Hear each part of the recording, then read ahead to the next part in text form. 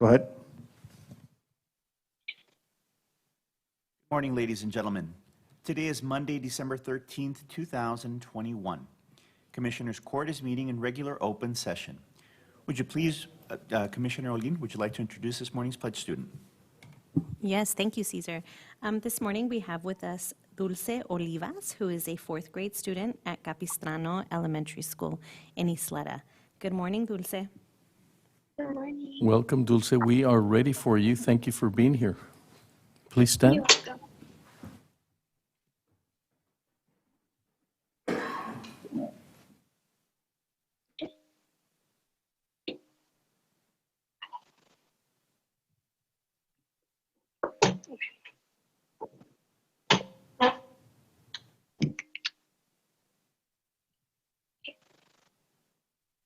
I pledge allegiance to the flag of the United States of America and to the republic for which it stands, one nation, under God, indivisible, and liberty and justice for all.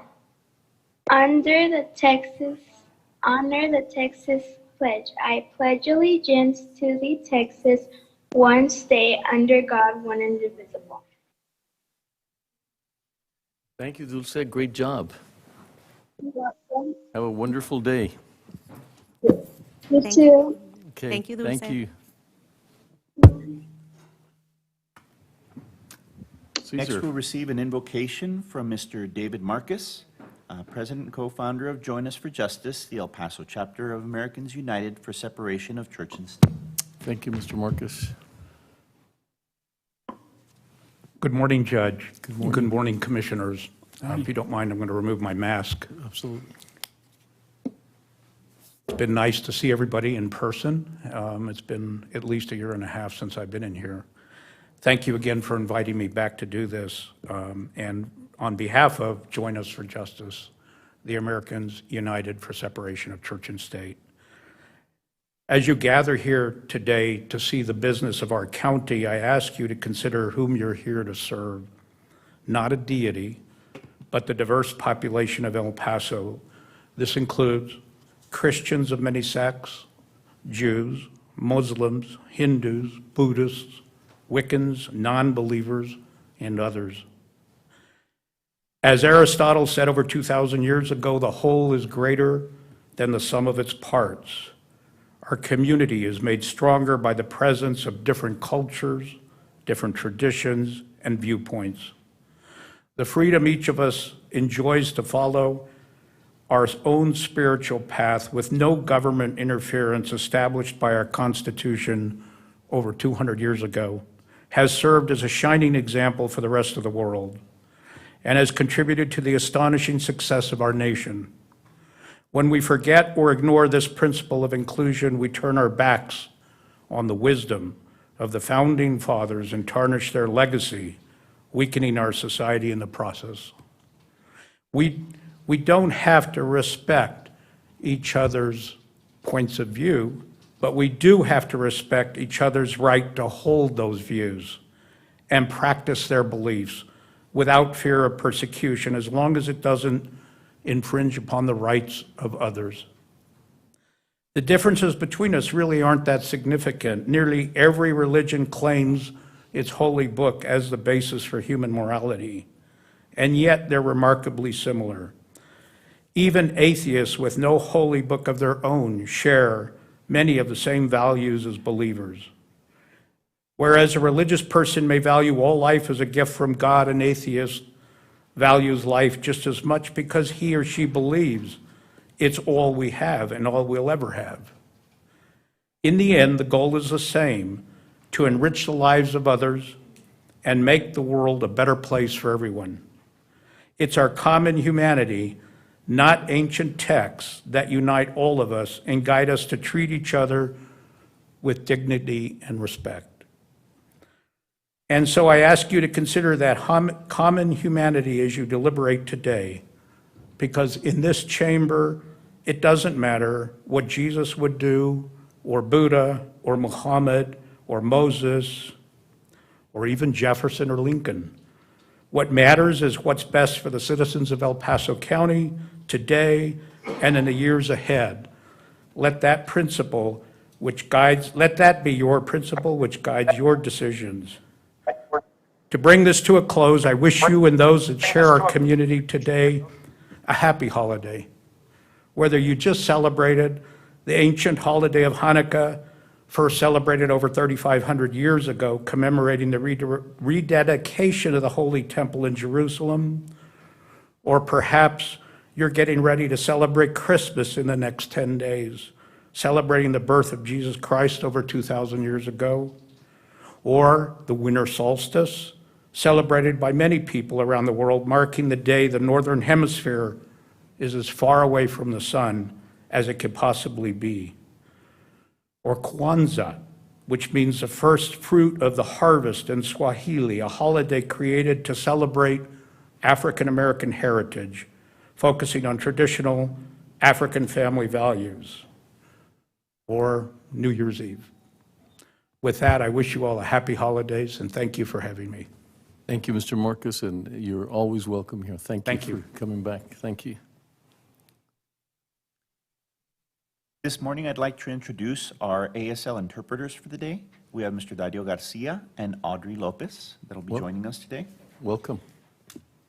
Judge, do you have any opening remarks for us this morning? Yeah, I just want to welcome everyone to our Commissioners Court. As always, it's a pleasure and honor to have all of you here, being with us and going through our government challenges and information that takes place. You're always welcome here on behalf of myself and the commissioners. I also want to take the opportunity to recognize and congratulate Cristobal Guzman for graduating yesterday from UTEP. She's in my department, and so great applause for her, and we have her here for Ms. Guzman. And I apologize, we do have a lot of changes that we have to make. Commissioner Robinson will not be with us until probably around 1 o'clock.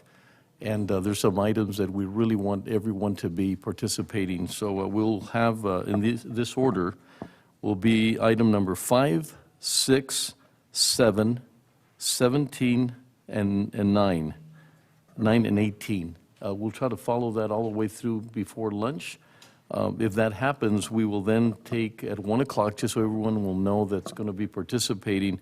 Item 8 and 10 will start us off, unless we haven't completed the other items, and we'll complete those. But if not, then we'll start item 8 at 1 o'clock, and then item 10 right after that. And then we'll get back into the regular agenda. So hopefully that did not create any issues or challenges for some of the individuals that are going to be here today. So we'll start with that. Once again, welcome. Cesar, back to you. Thank you, sir. Item number 4 is the consent agenda composed of items 4A through 4AD. Are there any items that members of the court or the public would like to pull for individual discussion? Commissioners?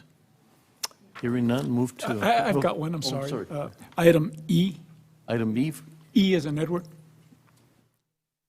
so move to approve. Other than that item, we'll take that item up later. Second.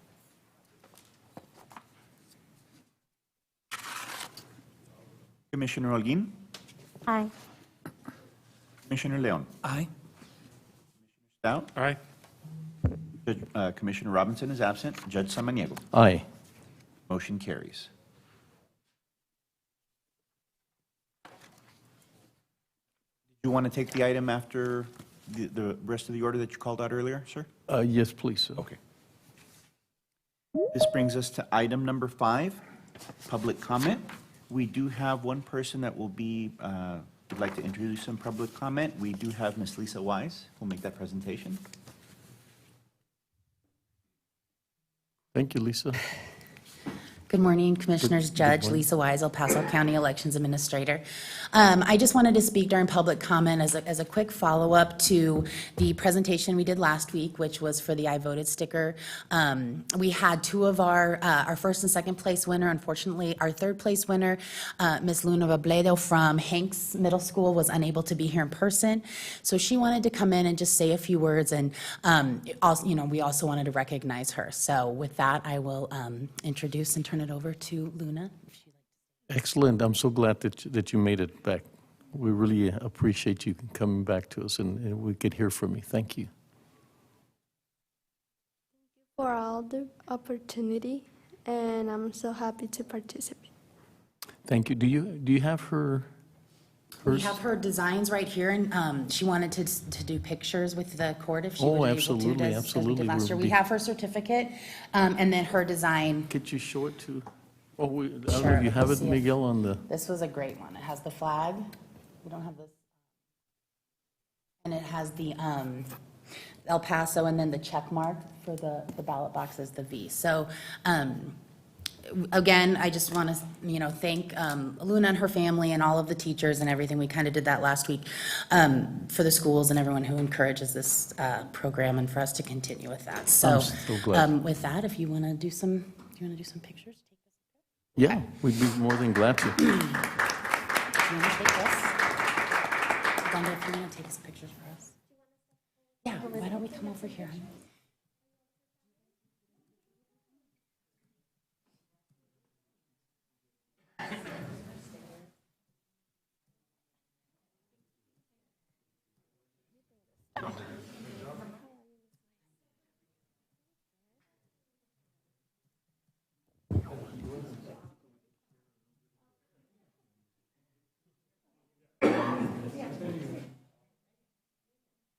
Okay, ready? 1, 2, 3.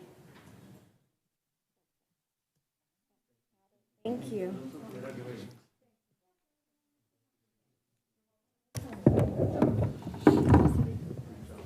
And we have our sticker up on the screen so everyone can see it as well online. Thank you, Miguel. Judge, thank you, Commissioners. Thank you.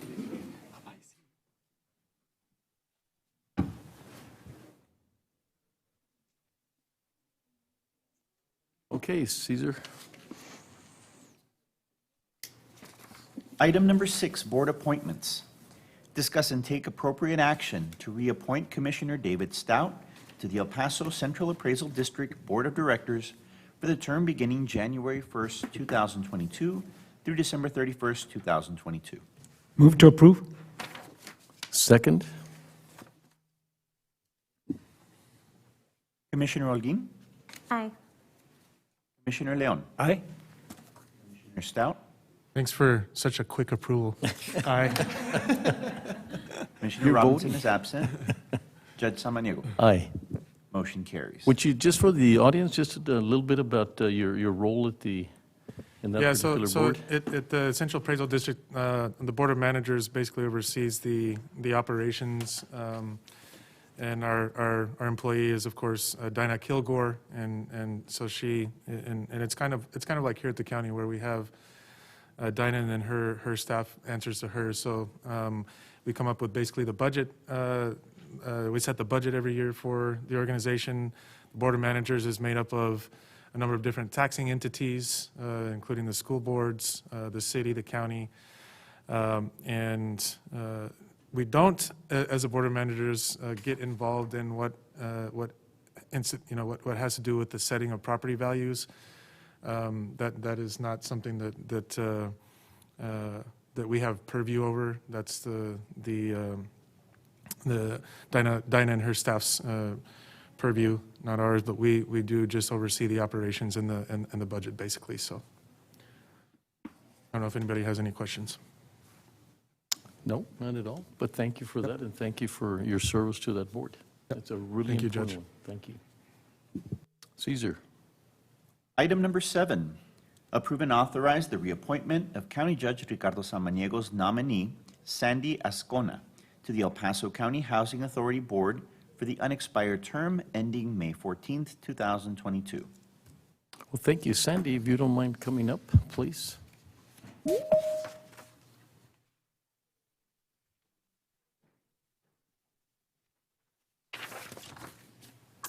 Thank you, Sandy. And as you know, this is very important, given what's happening here at our court, and we'll actually be having, I was hoping that we'd have the item right after that, Sandy, so you could participate, but it'll be later on in the day. But it's my pleasure and honor to someone that I feel would contribute tremendously to this as a board member, and I'll read a little bit about her background. 25 years of management, project management, sales, healthcare, and welfare benefit industry experience, 10 years of experience in residential real estate to include 7 years of mortgage and 3 years of building, offering diverse analytical experience in product management techniques, motivated, detail-oriented, strong teamwork, and interpersonal skills, organized and dependable and professional. Ability to build and maintain productive relationships with stakeholders and interacts with all levels of management. And I would consider her a really important community leader. In education, Sandy has a master's in business administration and international management at the University of Texas, a Bachelor of Arts in international political science, and a minor in management marketing. And just to remind you, we will be recognizing my previous appointee is Mrs. Connie Crawford, and we'll be recognizing her for amazing service. So Sandy will be taking Mrs. Crawford's place at this time. So like I said, I really look forward to it. We need a lot more interaction with our housing authority, and I'm hoping that we could stimulate that and get more better understanding of what they're doing, some of their goals and objectives. So I'm looking forward to Sandy representing me on that particular board. And Sandy, if you'd like to say a few words. Good morning, everyone. I'm just eager and willing to serve my community. I believe that I am a good candidate for this. I'm definitely very driven in getting things done and making sure that everybody is represented across the board. Sandy, Thank you for having me here. Thank you very much. Move to approve? Second. Commissioner Holguin, Aye. Commissioner Leon, Aye. Stout, Aye. Judge Samaniego. Aye. Motion carries. Thank you very much. Thank you, Sandy. And I know it's a lot of work, and it's a way in Fabens and some long meetings, but I think we've discussed it, that you're committed to participate and be a great board member for us. Thank you, Sandy. Thank you. Make sure to stop by Pop's Burgers when you're in Fabens. It's the best burgers in the county. That's how I got her to begin with. Yes, that's the draw. That was the draw. Thank you.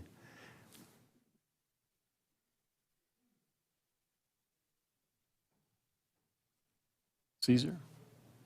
Have the district attorney on her way up for item number 17. Would you like to do I see 9, or her. would you like to wait? She's on her No, way I up. see her right coming. here. She's Okay, right. good.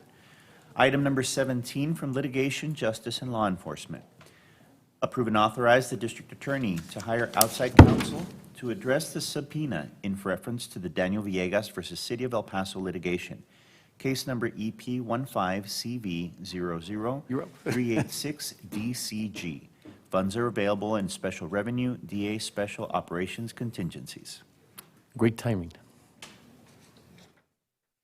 Morning, everyone. Good morning. So just a little background on this. The Daniel Villegas civil suit is proceeding.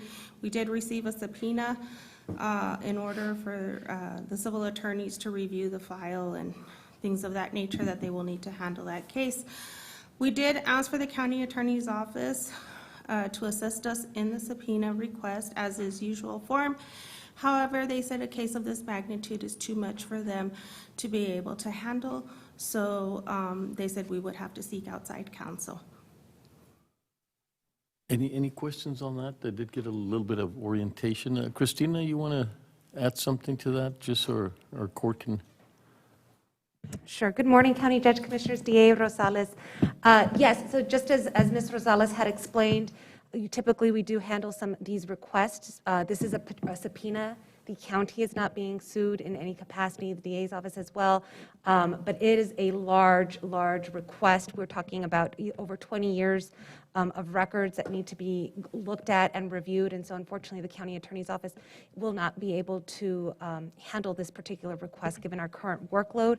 However, if the court is interested in moving forward with this, your proposed motion would be to approve and authorize district attorney's office to enter into an engagement agreement to hire outside counsel for services related to Daniel Villegas versus City of El Paso litigation, EP 15CV003866 DCG. And it's my understanding that funding is available through special revenues, DA special operations contingencies, just as stated in your agenda item. Christina, did the amount, I'm sorry, I didn't catch the cost of?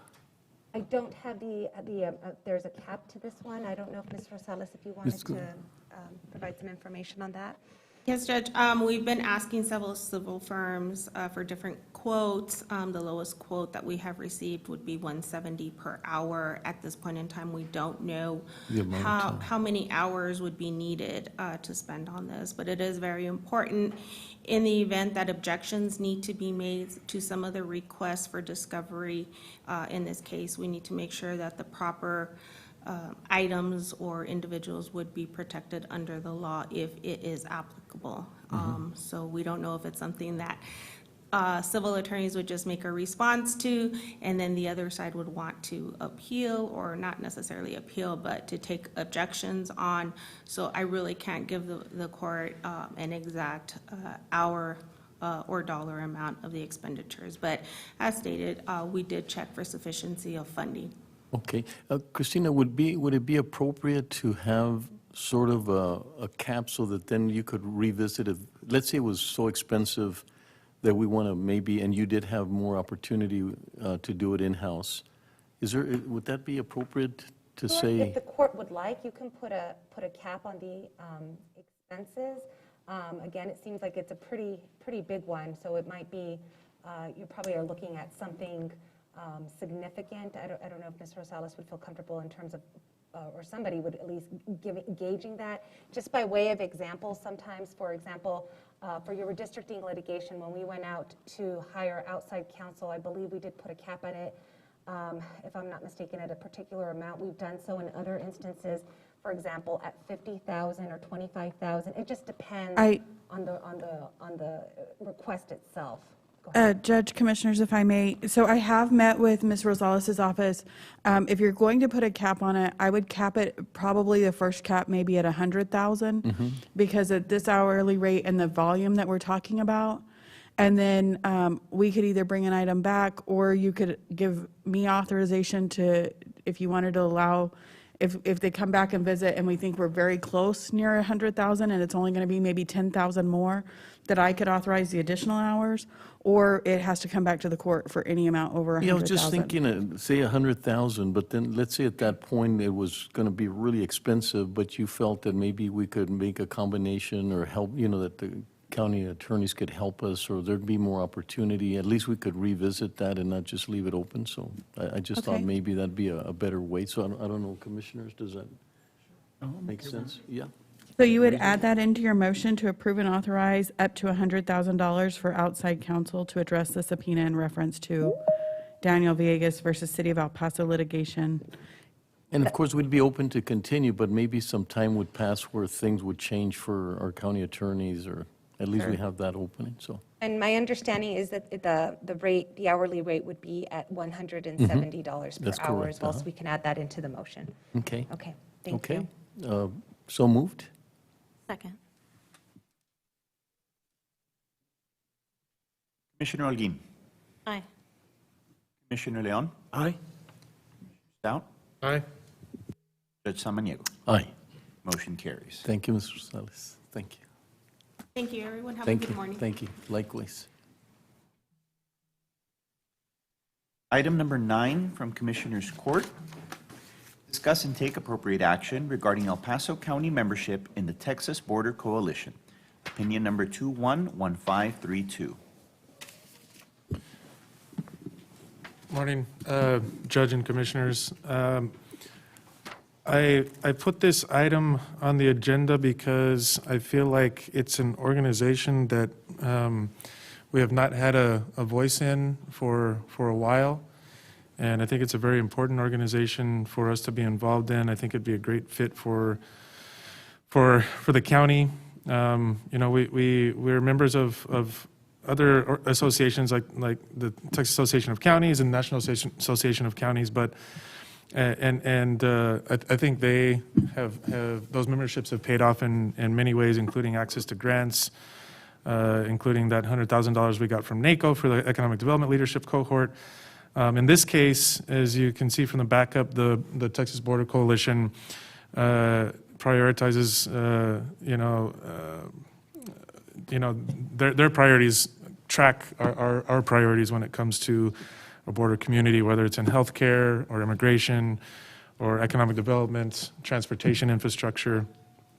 And the membership with this organization will provide us with another way, I think, to get together with our peers in border communities, looking at best practices that are happening in those areas, giving us eyes and ears also to track opportunities in both the state and at the federal level. And I know that we have some of the members and staff available online, I think, to answer any questions that you all may have. So Judge, I don't know if they would like to say something, but we can hear from them, and then we can have a discussion. So Yeah, and is that Billy? Good morning, Judge. Can you hear me? This is County Judge Eddie Trevino from Cameron County and TBIC Chairman. Oh, excellent. welcome, Judge. Good to see you here. Thanks for joining us this Good morning. morning. Good morning. I got on a little while ago, but it looks like my video froze during one of your earlier items, but I can hear you all, and I'm glad you can hear me. I'll be brief. First of all, good morning, Judge and Commissioners, and a special welcome to Commissioner Stout. I've had the honor of working with him on the CEC, one of the other statewide county formats that we use to obviously advocate on behalf of our citizens. I've had the pleasure of serving as chairman for the Texas Border Coalition for the last several years. And one of the things that we've been trying to work on, and COVID unfortunately got in the way, was trying to expand our membership to include every voice possible along the Texas-Mexico border region. We believe that El Paso County participation in our coalition would obviously strengthen the voice for all the regions of the Texas-Mexico border and enable our communities to have a greater impact on decision makers in Austin and in DC.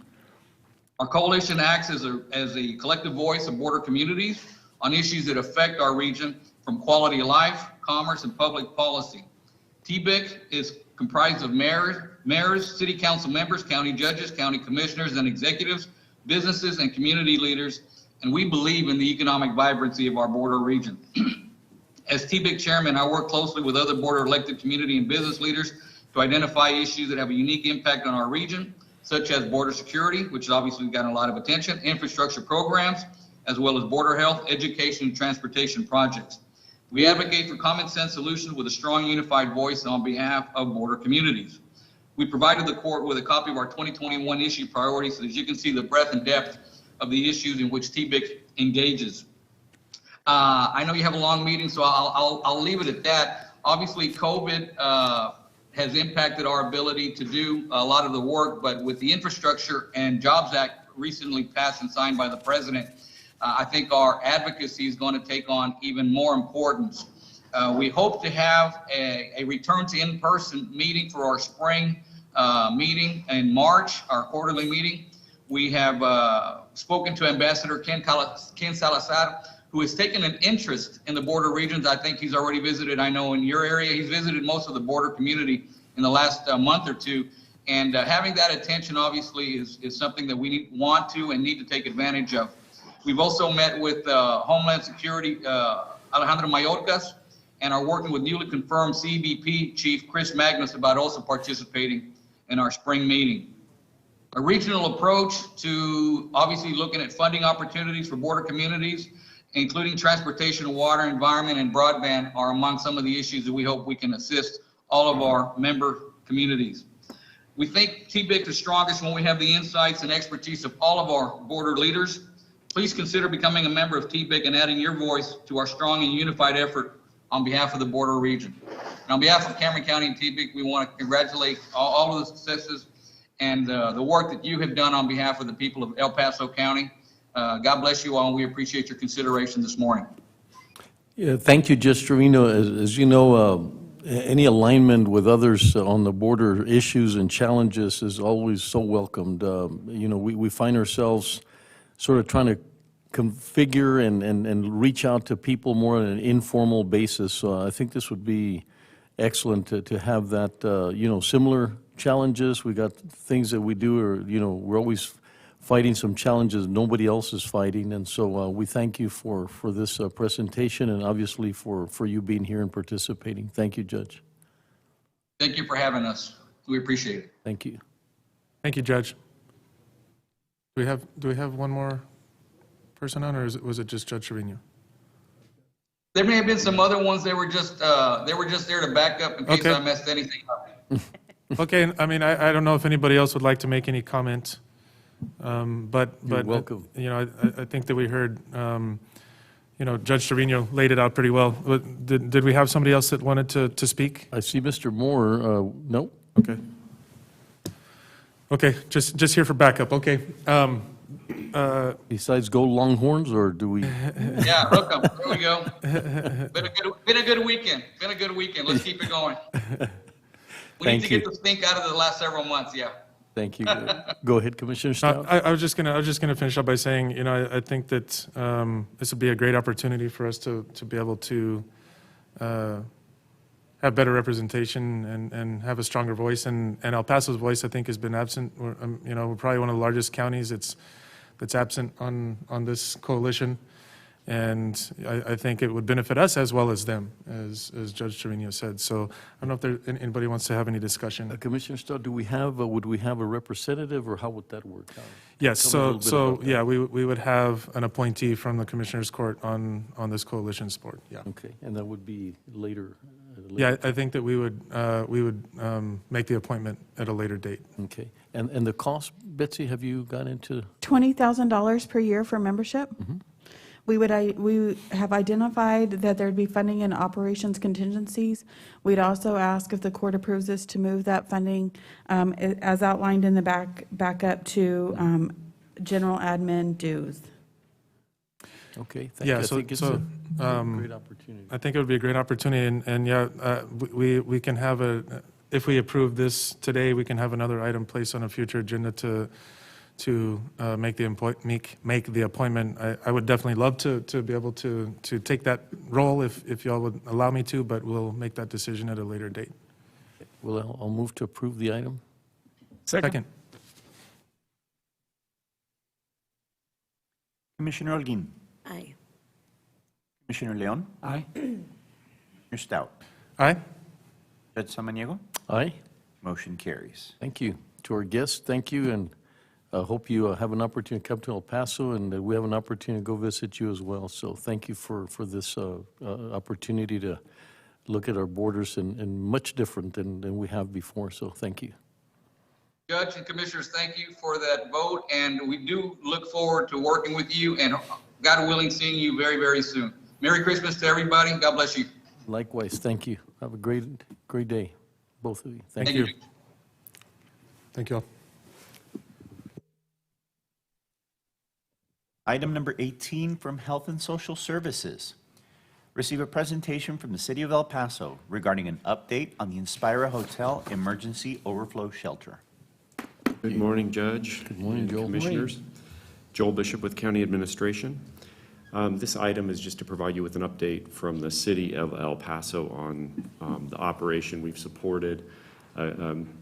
Really significant collaborative operation between the city, county, sheriff's department, and many other agencies, the Opportunity Center and other homeless shelters, to provide overflow relief during COVID and the hard economic times that we're in for the justice involved and the community in general. So we do have city staff on the line, and I'm going to turn it over. You see Ms. Nicole Farini with the city. Abraham Gutierrez, I believe, is on the line. And also we have Irene Valenzuela. And they are going to provide an overall update. No actions required on this item. Thank you. Thank you. Welcome, Nicole. Thank you so much, Judge. Commissioners, as always, it's delightful to be presenting to you this morning. Irene, I didn't know if you wanted to say anything before I get started, or I can just dive right in. No, ma'am, go for it. All right, thank you so much. As Joel mentioned, my name is Nicole Farini. I'm the Chief Resilience Officer for the City of El Paso, and I'm happy to provide you all an update in terms of the Inspira Hotel Emergency Overflow Shelter that we have been operating for some time now. Next slide, please. I do want to start though, and oh my goodness, I'm seeing most of my presentation. I can't see the top, but that's okay. I do want to start at kind of a bigger picture level. I think that a number of times that I have been presenting to the Commissioners Court, we've talked a lot about not only ensuring that we are responding to the need that is present right in front of us over the course of the COVID-19 crisis, but also that we are, in essence, keeping our eye on the long game and making sure that the investments we're making take us forward and keep our community on target to reach our long-term goals, which in essence are to address the needs of the most vulnerable population, those folks that are at risk of or are experiencing homelessness. There's really three big areas that we seek to invest in and have invested in over the last 2 years. The first is the response systems in our community. This is really about strengthening and organizing our street outreach, making sure that we are reaching folks where they are, addressing their needs and providing them access to the resources that address their most immediate need for shelter. We want to make sure that we are supporting our emergency shelters in a way that allows them to best address the needs of the folks that are residing in those locations, but also making sure that there are additional programs available to get those folks permanently housed. And that takes us to the capacity pillar of our strategy, really looking at how we enhance our overall system capacity to expand permanent housing options. This is in terms of programs like rapid rehousing, but we also know that there is a dramatic need for more permanent supportive housing, both in the city and the county areas. But it I think extends beyond that. We need to be taking a look at affordability of housing across our entire community, because that impacts folks' ability to stay in the homes that they're in. And I apologize if I'm stuttering a little bit. I'm getting a little bit of an echo. The final pillar that we really seek to address is just the overall system. And I think we've had this conversation many times with the court, really looking at how are we leveraging technology and networks to better understand the gaps in our system and better understand what folks in our community really need, so that we can be more responsive from a data informed perspective. And again, I think we've talked about this many times, but really investing in those systems so that we can capture that information and make better decisions that better support our people. Next slide, please. So over the course of the last, what has been almost 2 years now, we have supported the response to homelessness during the COVID-19 crisis, first with the Delta Site Shelter, which you all know very much about, you all are very familiar with. That closed this last April. And so since then, you all will recall we came to the court and asked for some additional support to supplement the city's investment in an ongoing plan to protect those individuals, to make sure that we didn't have folks with the ongoing COVID-19 crisis forced to be out on the street, or have our emergency shelters forced beyond their safe capacity in the context of COVID-19. And so we activated the Inspira Hotel last year, but continued to operate that hotel with about 80 rooms, so that we could utilize it as an overflow approach, right? So making sure that folks that were seeking shelter could do so in the traditional emergency shelter environments that we have available in our community, but making sure that there was this overflow capacity, again, making sure that it was not, that our emergency centers were not overburdened. So we put this 6-step plan in place to protect that population. We still leveraged the Welcome Center approach, which was this idea that there was a single entry, if you will, into the Inspira Hotel. Folks would not automatically be taken to the Inspira Hotel. We were asking that they go through a Welcome Center process where they could be tested, where we could make sure that if there were any other available options for those individuals, we would take advantage of those first, again, to keep the capacity at the Inspira Hotel available for only as a last resort. Then we were also offering on-site rapid testing in coordination with our Office of Emergency Management, and when available, we were continuing to offer vaccination for the homeless. This all took place at the Emergency Shelter Welcome Center point, which was the Opportunity Center for the Homeless. And I really want to take a second to thank the Opportunity Center for the role that they have played since the beginning of the pandemic. I think that through all the ups and downs that we have had over the last, what is now almost 600 days, I think that they have really stepped up and filled a gap in our community, and always done everything they could, done what was needed to be done to protect this population. So going forward from that, once folks engaged with the Welcome Center and were placed either in emergency shelter or directed towards the Inspira Hotel, we needed to make sure that there was access to wraparound services and that warm handoff that you often hear our social service providers talking about. We needed to make sure that we were really putting our arms around folks and making sure that not only did they have shelter over their head during this crisis, but that they had access to the resources that would ultimately help them stabilize and move on, onward and upward. So we funded oversight and case management with Amistad. They have done a fantastic job in terms of partnering both with the Opportunity Center and Endeavors.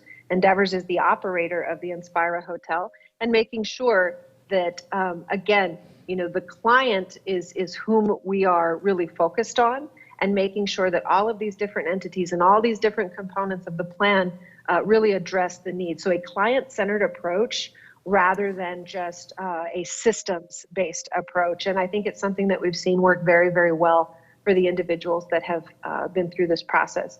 We also funded transportation. That was extremely important, particularly during the crisis, because you needed a specially retrofitted van so that you could have social distancing and you could separate folks. That was all part of this 6-step plan to make sure that folks stayed safe.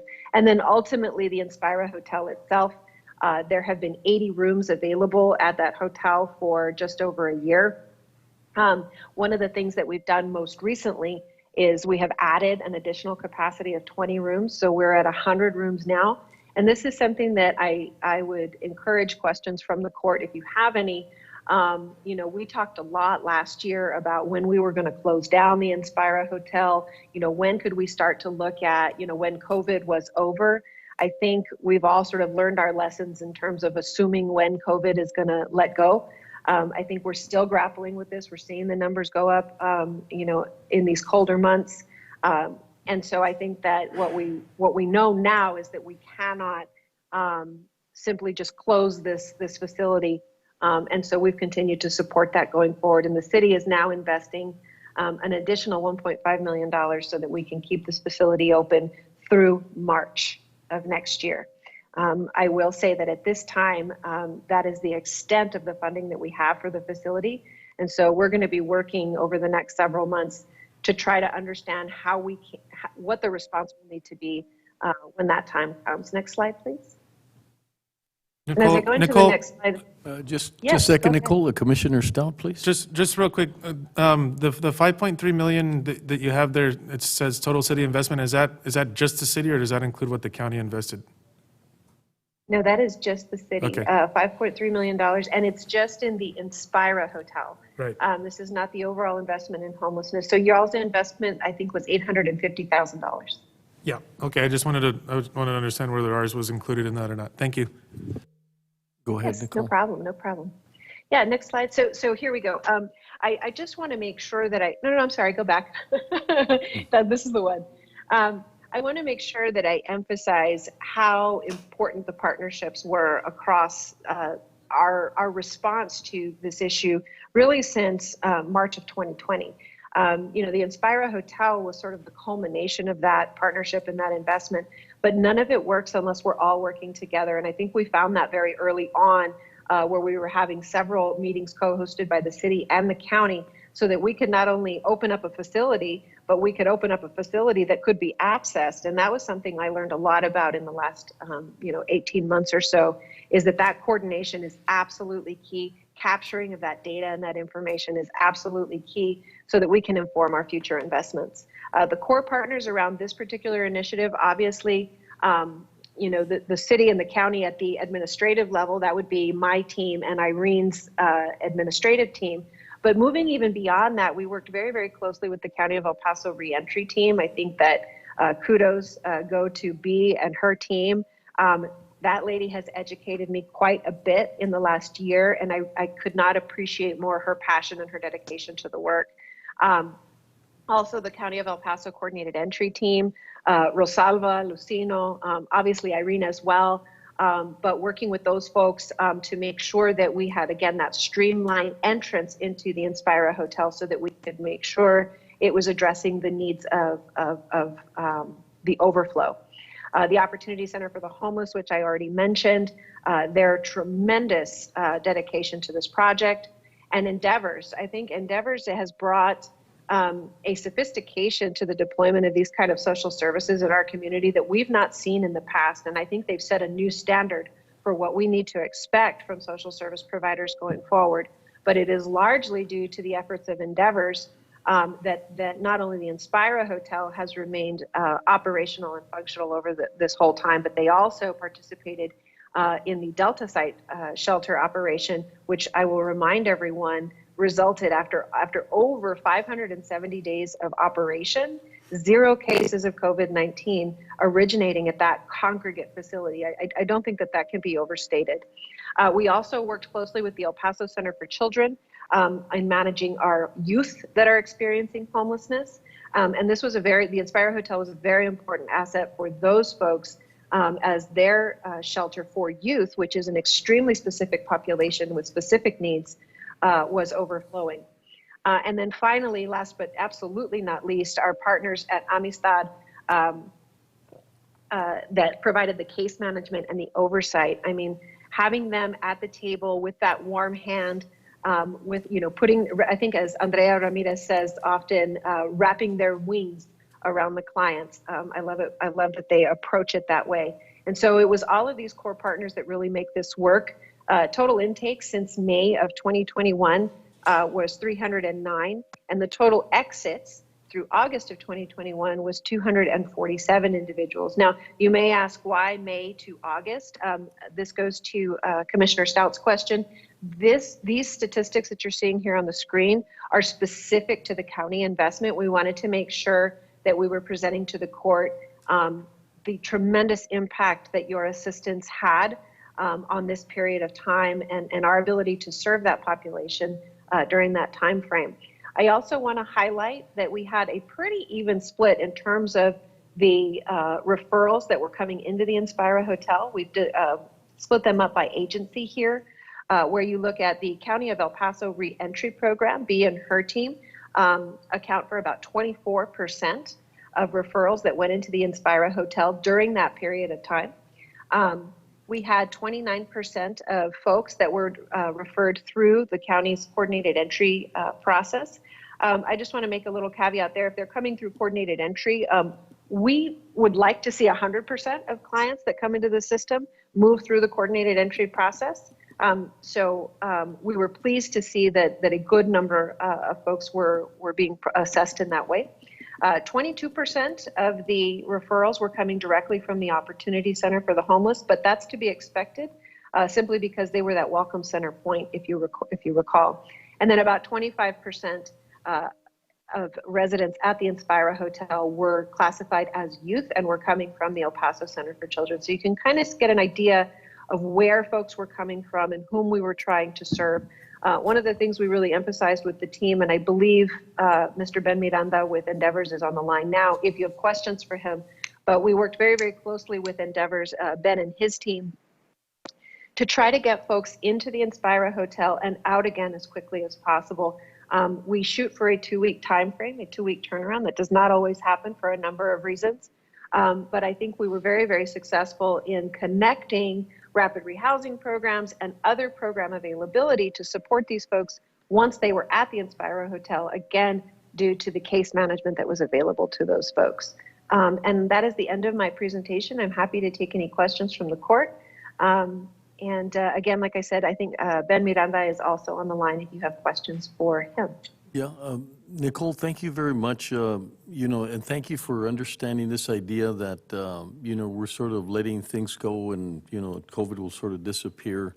We have a challenge. We've lost so many healthcare workers because, they're being pulled out. Our resources like tents, we're having to readdress that and trying to bring more people back. And as you know, once you let them go, it's really difficult to. So for you to be able to continue and Endeavors, obviously being able to stay there and commit, we're all, Dr. Ocaranza, Chief Rodriguez, Chief D'Agostino, myself, we see January being a very critical month. We've got a lot of buildup right now. We've got numbers going up, and we haven't even seen the Christmas interactions and New Year's and travel. And so we thank you for that. And we also, the partners, I mean, it's the epitome of partnership. I've seen it. I've been in partnerships and especially in manufacturing, but you guys really made it happen. And finally, the holistic approach, the case management, looking at each individual, as separately, not as a, this is what we do for people in general, but taking into account all these individual differences in our young adults as well. So very grateful that that's happening. And Ben, thank you. And we're a little concerned. There was a little rumor there you were pulling out, and I guess it was somewhere else. And so it got to our office, but I realized it was not our place. So Ben, if you don't mind, we've always had a great relationship, and thank you for being close to anything having to do with veterans and homelessness. So, Ben, you want to comment on the program, please? Good morning, everybody. Thank you, Nicole, for that wonderful presentation, and thank you, Judge and Commissioners, for allowing us to have this platform.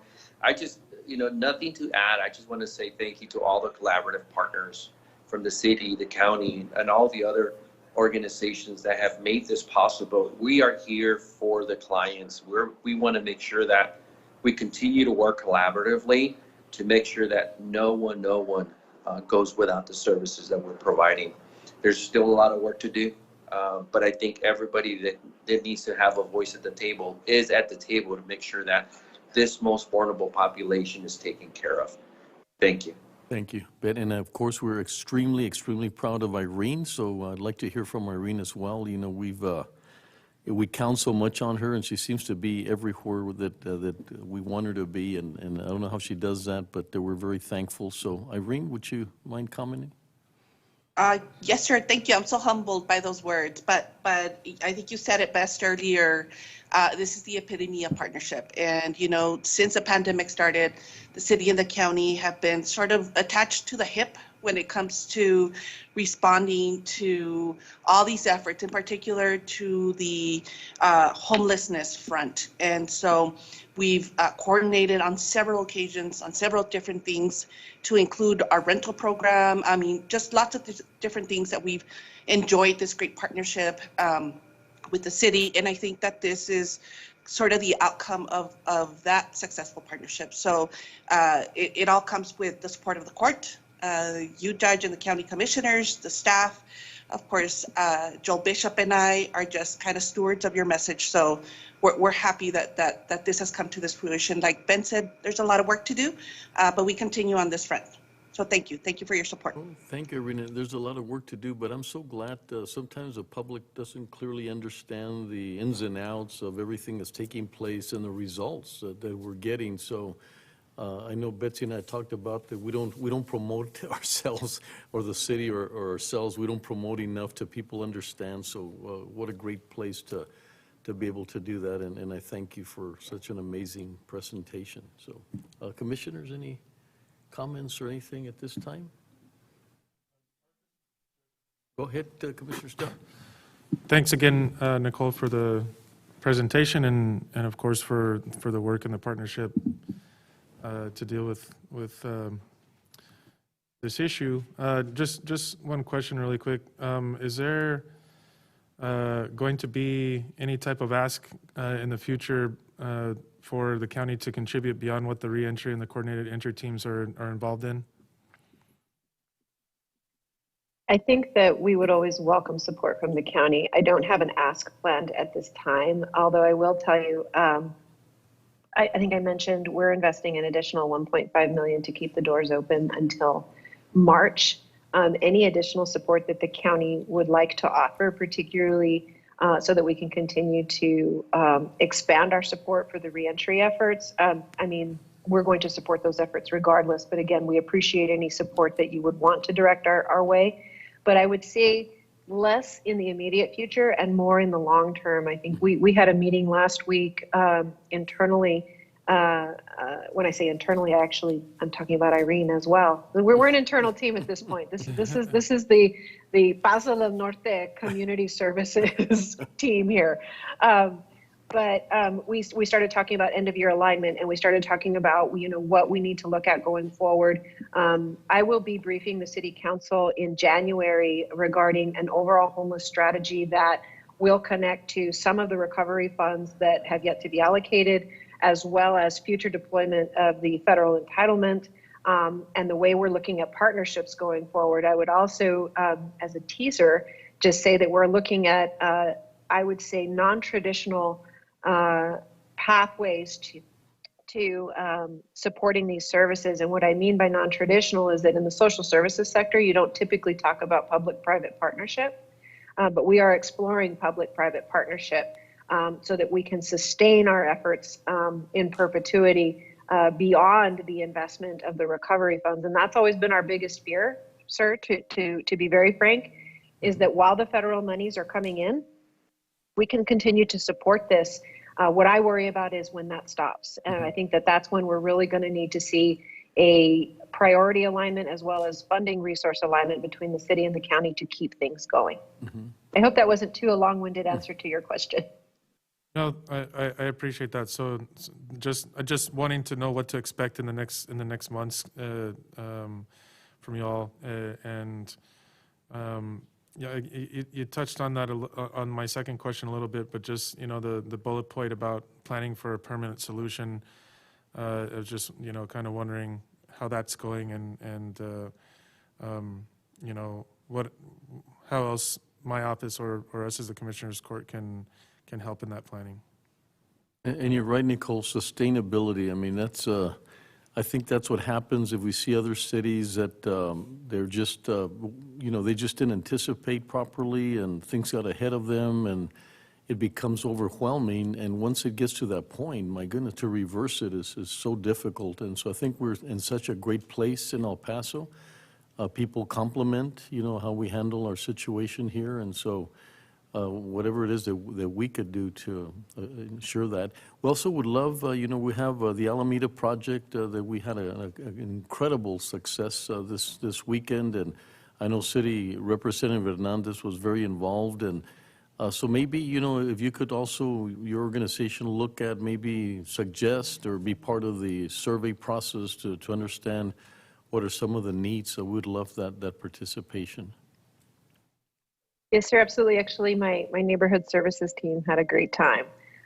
They've been engaged in that, and so I think that I'm looking forward to it. Joel and I have been, I think, collaborating and sharing ideas about that for a long time, and so I'm happy to continue with that process. I will just also say that we just concluded a strategic planning session with the City Council, I think 2 weeks ago. And these issues were really at the forefront of that conversation with the council. And so I think we're starting to see a lot more emphasis on how we can create those permanent solutions. Permanent supportive housing is a big area of investment that we need to look at. It's something that is going to require collaboration, not just with the city and the county, but with other entities. And so that's something that we're going to spend a lot of time and energy and effort trying to do. But I would also suggest, I know that the county has had a lot of discussions recently about affordable housing. I think that expanding the availability of affordable housing, both in city and outside City of El Paso jurisdiction, is incredibly important. We have a regional housing plan, and it is that housing affordability, as well as, opportunities for jobs and higher wages, that really start to stabilize our system. We start to address the root cause of the issue. And so that would be my only, that's kind of a soapbox for me. And so I appreciate you letting me have the airspace to say that out loud. Jobs and housing, that's the root cause of so many other issues that we have in our community. But Joel, go ahead. Farini and the city for their leadership on this. There was some concern that they could have closed down in this fall. And I told Nicole last week, she really looks like a genius right now for keeping this going and pushing this forward and getting another tranche of funding from the city to push this forward, because what we're seeing in the COVID trends are troubling right now locally. And I know that I've heard many times from the shelters that how thankful they are that they have that overflow, and that have led to the outstanding outcomes that we've seen. So thank you, Nicole, for your work on that and pushing that forward, even past the county's support. I think our funds have been utilized, and you've continued to press forward, so thank you. Thank you, Joel. Anything else? Any further comments?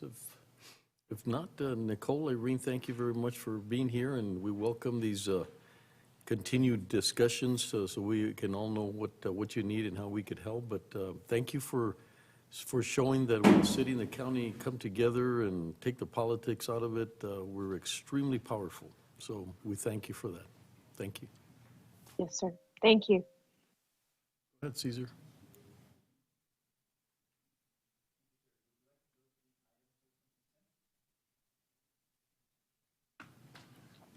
Yes, please. Microphone, Cesar. Microphone. Thank you. Item number 4E from the consent agenda. Pursuant to the Texas Local Government Code, Section 115.021, audit and settle all accounts against the county shown on the attached listing and direct the payment of those accounts. Commissioner. Yes, thank you, Judge, Commissioners. The reason I pulled this is we're going to have there is going to be a Christmas toy drive at Escarate on the, see, I've had that date. I don't want to misquote the date. 18th? The 18th, and it's the drop-off area for unwrapped presents. They all should be unwrapped. And what we're asking for is to waive the $2 parking fee during this time, that anybody brings in any gifts that are unwrapped, and they can show them there at 6900 Delta Drive at Escarate Park. Again, the 18th, Saturday, December the 18th, the drop-off location, 6900 Delta, which is Escarate Park. And it really is a very worthwhile project that'll make a lot of kids happy. Absolutely. Betsy, you were going to comment? Yes, sir. I was just going to read item H into the agenda. I believe that's the item Commissioner Leon is referencing. Approve and authorize the waiver of entry fee at a security park to anyone donating an unwrapped toy on Saturday, December 18th, 2021 for the El Paso County Sheriff's Association Christmas Toy Drive. Yes, I apologize. I was looking at the agenda I pulled early on before the numbers changed. Yeah. So I apologize, and that is correct. Thank you. So we can move to approve that item? Move to Well, approve? that one's already been approved. Oh, that one. We just read it out right now, but what I would suggest, since we did pull item E, it wasn't approved as part of everything with consent. If we go ahead and have a motion then to approve item E, which is pursuant to Texas Local Government Code, Section 115.021, audit and settle all accounts against the county shown on the attached listing and direct the payment of those accounts. I'll move to approve. I've got Edward on the, were you going to comment or just? I was just, Judge, Commissioners, good morning, Edward Young, County Auditor. I was just responding to the item being pulled in case there were any questions. Thank you. Excellent. Okay. I apologize, Mr. Dion. I was looking at a Not a previous agenda. Keep me on my toes. Thank you very much. Thank you, Edward. Go Thank ahead, you. Cesar. Commissioner Holguin, Aye. Commissioner Leon, Aye. Commissioner Stout, Aye. Judge Samaniego. Aye. Motion carries. That's actually a trick to really bring attention to an item. Thanks for the extra Good emphasis. move. Good move. Thank you. Us to item number 11 from County Administration. Receive a report and discuss and take appropriate action regarding the CARES Act grant, the Coronavirus Response and Relief Supplemental Appropriations Act 2021, and the American Rescue Plan Act of 2021. Go ahead, Jessica. You're muted, Jessica. We'll try this again. Good morning, Judge and Commissioners. Jessica Garza from Budget and Fiscal Policy. In today's CARES report, expense and purchase orders are at $27.2 million. Current commitments are at $193,000. This week's report reflects an additional expense of $1.4 million for eligible detention officer salaries from the general fund as authorized by the court on 10/25. We continue to work with the auditor and other departments to close out purchase orders and monitor the subrecipient agreements in order to utilize all remaining funds by 12/31/21. The remaining funds totaled just over $195,000.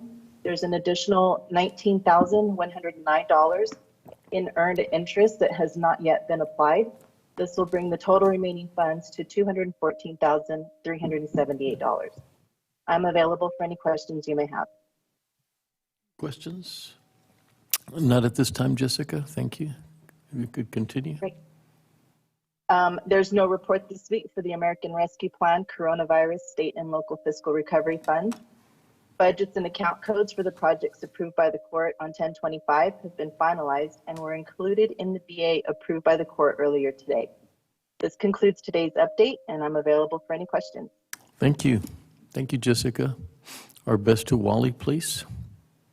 Yes, absolutely. Thank you. Have a good day. Thank you. Go ahead, Cesar.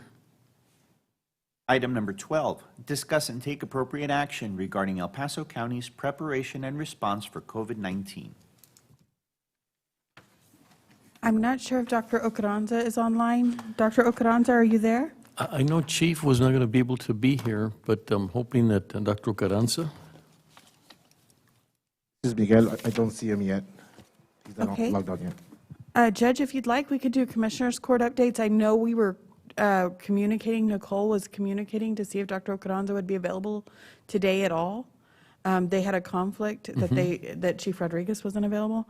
So if we'd like to get the updates from the court, and then if one of them becomes available, I will circle back to this item. Yeah, in my cases, as everyone knows, numbers have been going up, a lot of concern on the hospital situation. I've had meetings with the CEOs and, of course, with Jacob Cintron. A lot of concern, not so much on space as much as on personnel, so that continues to be a challenge. I have been talking to Chief Rodriguez on getting, at least stopping the individuals leaving. I think we're down to about 100 now of people, of medical personnel that came from outside of El Paso. As you guys, everybody knows, it was about 1,800 at one time. Also looking at the possibility of tents or anything that we might need. And of course, one of the, Betsy and I have been discussing the situation at the morgues that unfortunately beginning to back up a little bit and wanting our attention on that. And so I've asked Betsy to include us back in the fatalities management meetings that they have.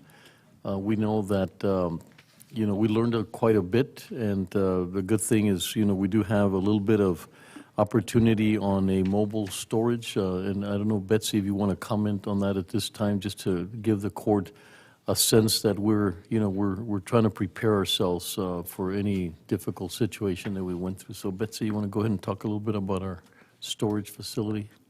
Thank you, Judge. Again, we are working within, we basically have a couple plans. We're on Plan 1, or Plan A, which we have a little bit of space at the medical examiner's office to help other entities with their storage. Dr. Rascon is working right now with legal and the hospitals that need some additional storage space for some short-term temporary help.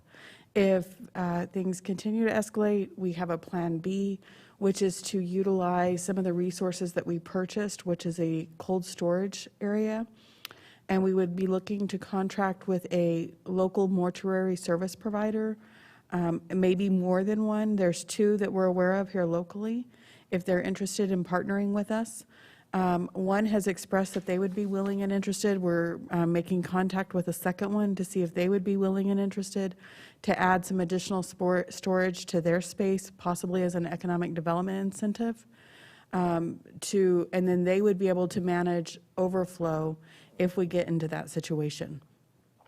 Thank you, Betsy. And I guess the strongest message is that if you're vaccinated, the chances of going to the hospital are much less, which means that if you're not in the hospital, the chances of going into a ventilator and intensive care and, passing are a lot slimmer by having being vaccinated. So once again, we still have quite a bit about 150,000 or more of individuals that could be vaccinated or not vaccinated, and that's a strong message that we don't want anyone we're close to hitting 3,000 now that have died, and we're trying to do as much as we can.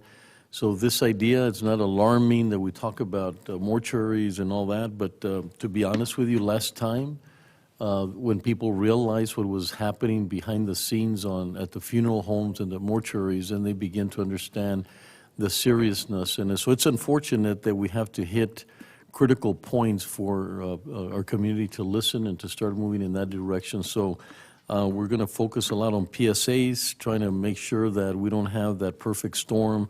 A really large increase of the flu is taking place at the hospitals. Non-COVID patients at the hospitals, or ability or reaching capacity can come very, very quickly on us at the hospitals. Lack of personnel, the flu, and then non-COVID patients staying longer and more severe when they go into the hospital. So we need to avoid that perfect storm, and the way we avoid it is telling it like it is, and we're already looking at fatalities management, and I think that's a huge, huge message that the community needs to listen to, and that we never get back to that point ever again. So thank you, Betsy. Commissioner Leon? Betsy, a quick question. I know that last year I received a call or two reference clergy being able to visit some of the deceased that had gone beyond our morgue. And I don't remember if we were, or they were being allowed to enter that storage area, or they were not. We didn't have any requests directly, Commissioner, to enter from clergy. It may have been to either funeral homes or some of those private mortuaries, and they set their own access rules, whether or not they're going to allow access. But I am not aware of any requests directly to the mortuary that we ran. We're not proposing to run one ourselves outside of what's in the medical examiner's, a little bit of space in the medical examiner's building. We're proposing to contract that out through an economic development with those private mortuaries. Okay, thank you. Thank you, Commissioner. Yeah, and the reason for that was that we were part of the process to alleviate some of the pressure on the funeral homes, but we didn't get involved in any of the traditions or anything until they got back to the funeral home. Then the clergy would get involved. So we were sort of a diversion kind of program. So like I said, very unfortunate. Get those vaccines and that'll help us tremendously not to get to that point. Thank you, Betsy. Thank you, Judge. Commissioner Leon, do you have any other updates? None for me, thank you. Commissioner Stout? Commissioner Olguin? I don't have any updates, but I did just want to once again thank Irene and her team for scheduling the mobile units out at our different county facilities. I saw in the weekly report the numbers that we saw, and those were really, really, really great to see. I think of the 4 sites, I think they were in the 80s and 90s as far as seniors who were able to get their booster shots. So I'm just hoping that that's something that we can continue. Clearly, there's a need and a want in the rural areas for access to boosters. So I wanted to thank Irene and her team for making sure that went off very, very smoothly. And then again, I just hope that that's something that we can continue to do as long as we see a need out in the county areas. Thank you, Commissioner. And that's so important because we found, we've learned a lot, and I still feel like we should sit down, all of us, and say, what did we learn? But one of the things that we found out that at a given point, convenience has become our best way of getting people a booster shot. So if we get it close to them, it's convenient for them, it's at churches, so the outreach is going to be very important because we found that when we couldn't get the arms anymore or the shot in the arm, as soon as we made it convenient, we picked up and the traction started. So we got to get as much out there as possible. So thank you, Commissioner. And Judge, on that same note, another convenience and kudos to our team, our teams, and this is another really strong collaboration with the city. We had the Corbin Zambrano the Corbin Zambrano event this weekend on Saturday. We had both the Reduce the Risk campaign table there, and we had vaccines available, and they were also doing the vaccines and boosters they were doing the vaccines for children, and as you know, there were a lot of children at the event. I did see people signing up over there for the vaccines. I don't have the exact numbers yet, but another commendable action by our team. And then also to the judge's point about convenience.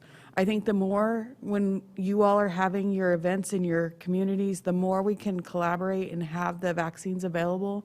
I know each of you have done that, and it really is convenience and just availability. The more we can do to draw people to those small events, I think we're really on the right path.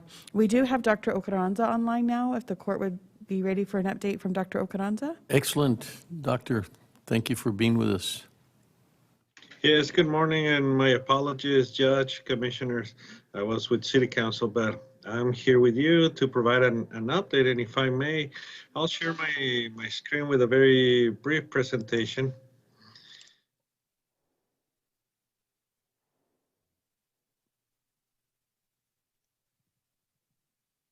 And hopefully everybody can see the presentation. We see it. Excellent. Today, we continue to see that we're on stage 2, and it isn't because the infection rate and also the hospitalizations. We continue to see a higher number of positive cases, and also what is very concerning is the number of people requiring hospitalization. We have talked over and over about the challenges that hospitals have to recruit staff to staff a bed, and therefore there are not that many beds available in the hospital to treat a larger amount of patients with COVID. So we need to be very cognizant of that, and we need to continue practicing prevention. That is the message that I continue to emphasize. And the way that we can prevent the COVID is by several ways. One is the foundation of all this prevention is receiving the vaccine, but also if you already completed the vaccine schedule, please come and get the booster shot. For those that received the Pfizer and the Moderna vaccine, it is 6 months after they completed the schedule. But for those that received the Johnson & Johnson, 2 months after they received the Johnson & Johnson can come and receive the booster dose, which either can be a Johnson & Johnson or it can be a Pfizer or Moderna. So the booster dose is going to help us prevent those hospitalizations, and that's the way that we're going to keep our loved ones out of the hospital. We sadly are approaching the 3,000 people that have passed away due to COVID in our community, and it is not a very it is not a very good milestone. It is very sad, and it has broken a lot of homes, and it is extremely touching to see families that are broken because of COVID. We've seen patients in the hospital that were not able to be with their loved ones at the time of death, weren't able to care for those. So that's why we need to continue practicing prevention again. I wanted to put this on the hospitalization, and this is the percentage of hospitalization on our trauma service area. As we can see, it has a steep upward trend, and it doesn't seem to be stabilizing or going down. So one of the other tools that we have available now is the infusion treatment. The infusion treatment, initially, it was established at the Civic Center with our very high demand and our high numbers that we had last year. And then as the numbers got better, it contracted, and it was handed over to the hospitals of Providence.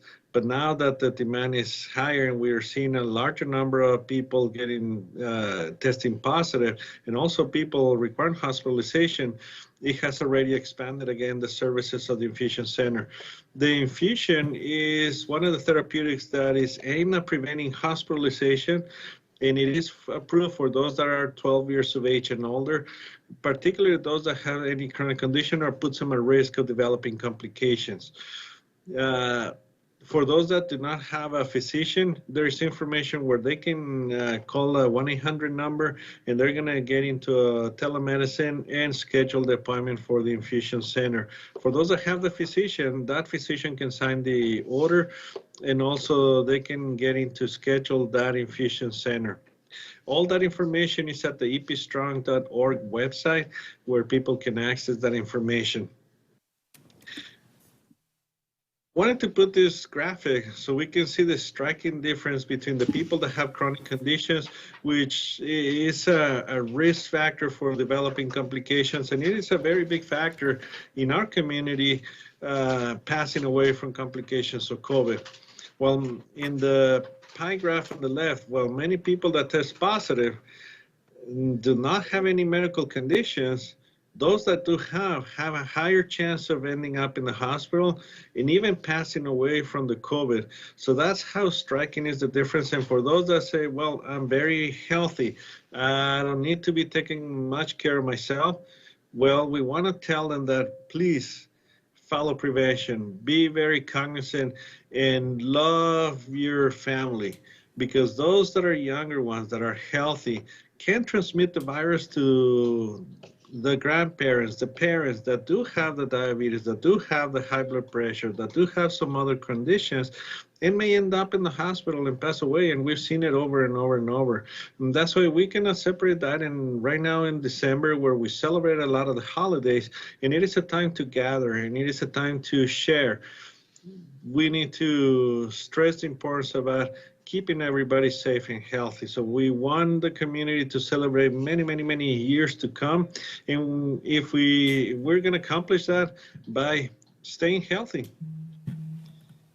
So the recommendations for celebrating a great holiday season, please have smaller groups. Also, If weather permits, you can celebrate and gather outdoors. It's a lot better than celebrating indoors. If people are going to be indoors, they can promote ventilation of the place by opening windows, opening doors. And if those that are going to be coming to the gathering are not fully vaccinated, then wear the mask. Mask is another one of the tools that we have that are going to help us, and it's proven to help slow down the spread of these respiratory viruses, not only COVID-19, but many other respiratory viruses. If anybody's feeling sick, please excuse yourself and don't attend so you don't infect other people. For those that are considered to be at risk, there are many faith-based organizations that offer virtual means and offer virtual services. Take advantage of that. This way you're going to stay home, stay healthy, and you're going to be safe in the comfort of your home, still receiving those religious services. And for those that are going to be traveling, get tested before and get tested after you come back from being out of town. That's the way that you're going to be knowing your status. That's the way that also is taking responsibility of your health and the health of others that you're going to be gathering with. And with that, I'll be happy to answer any questions.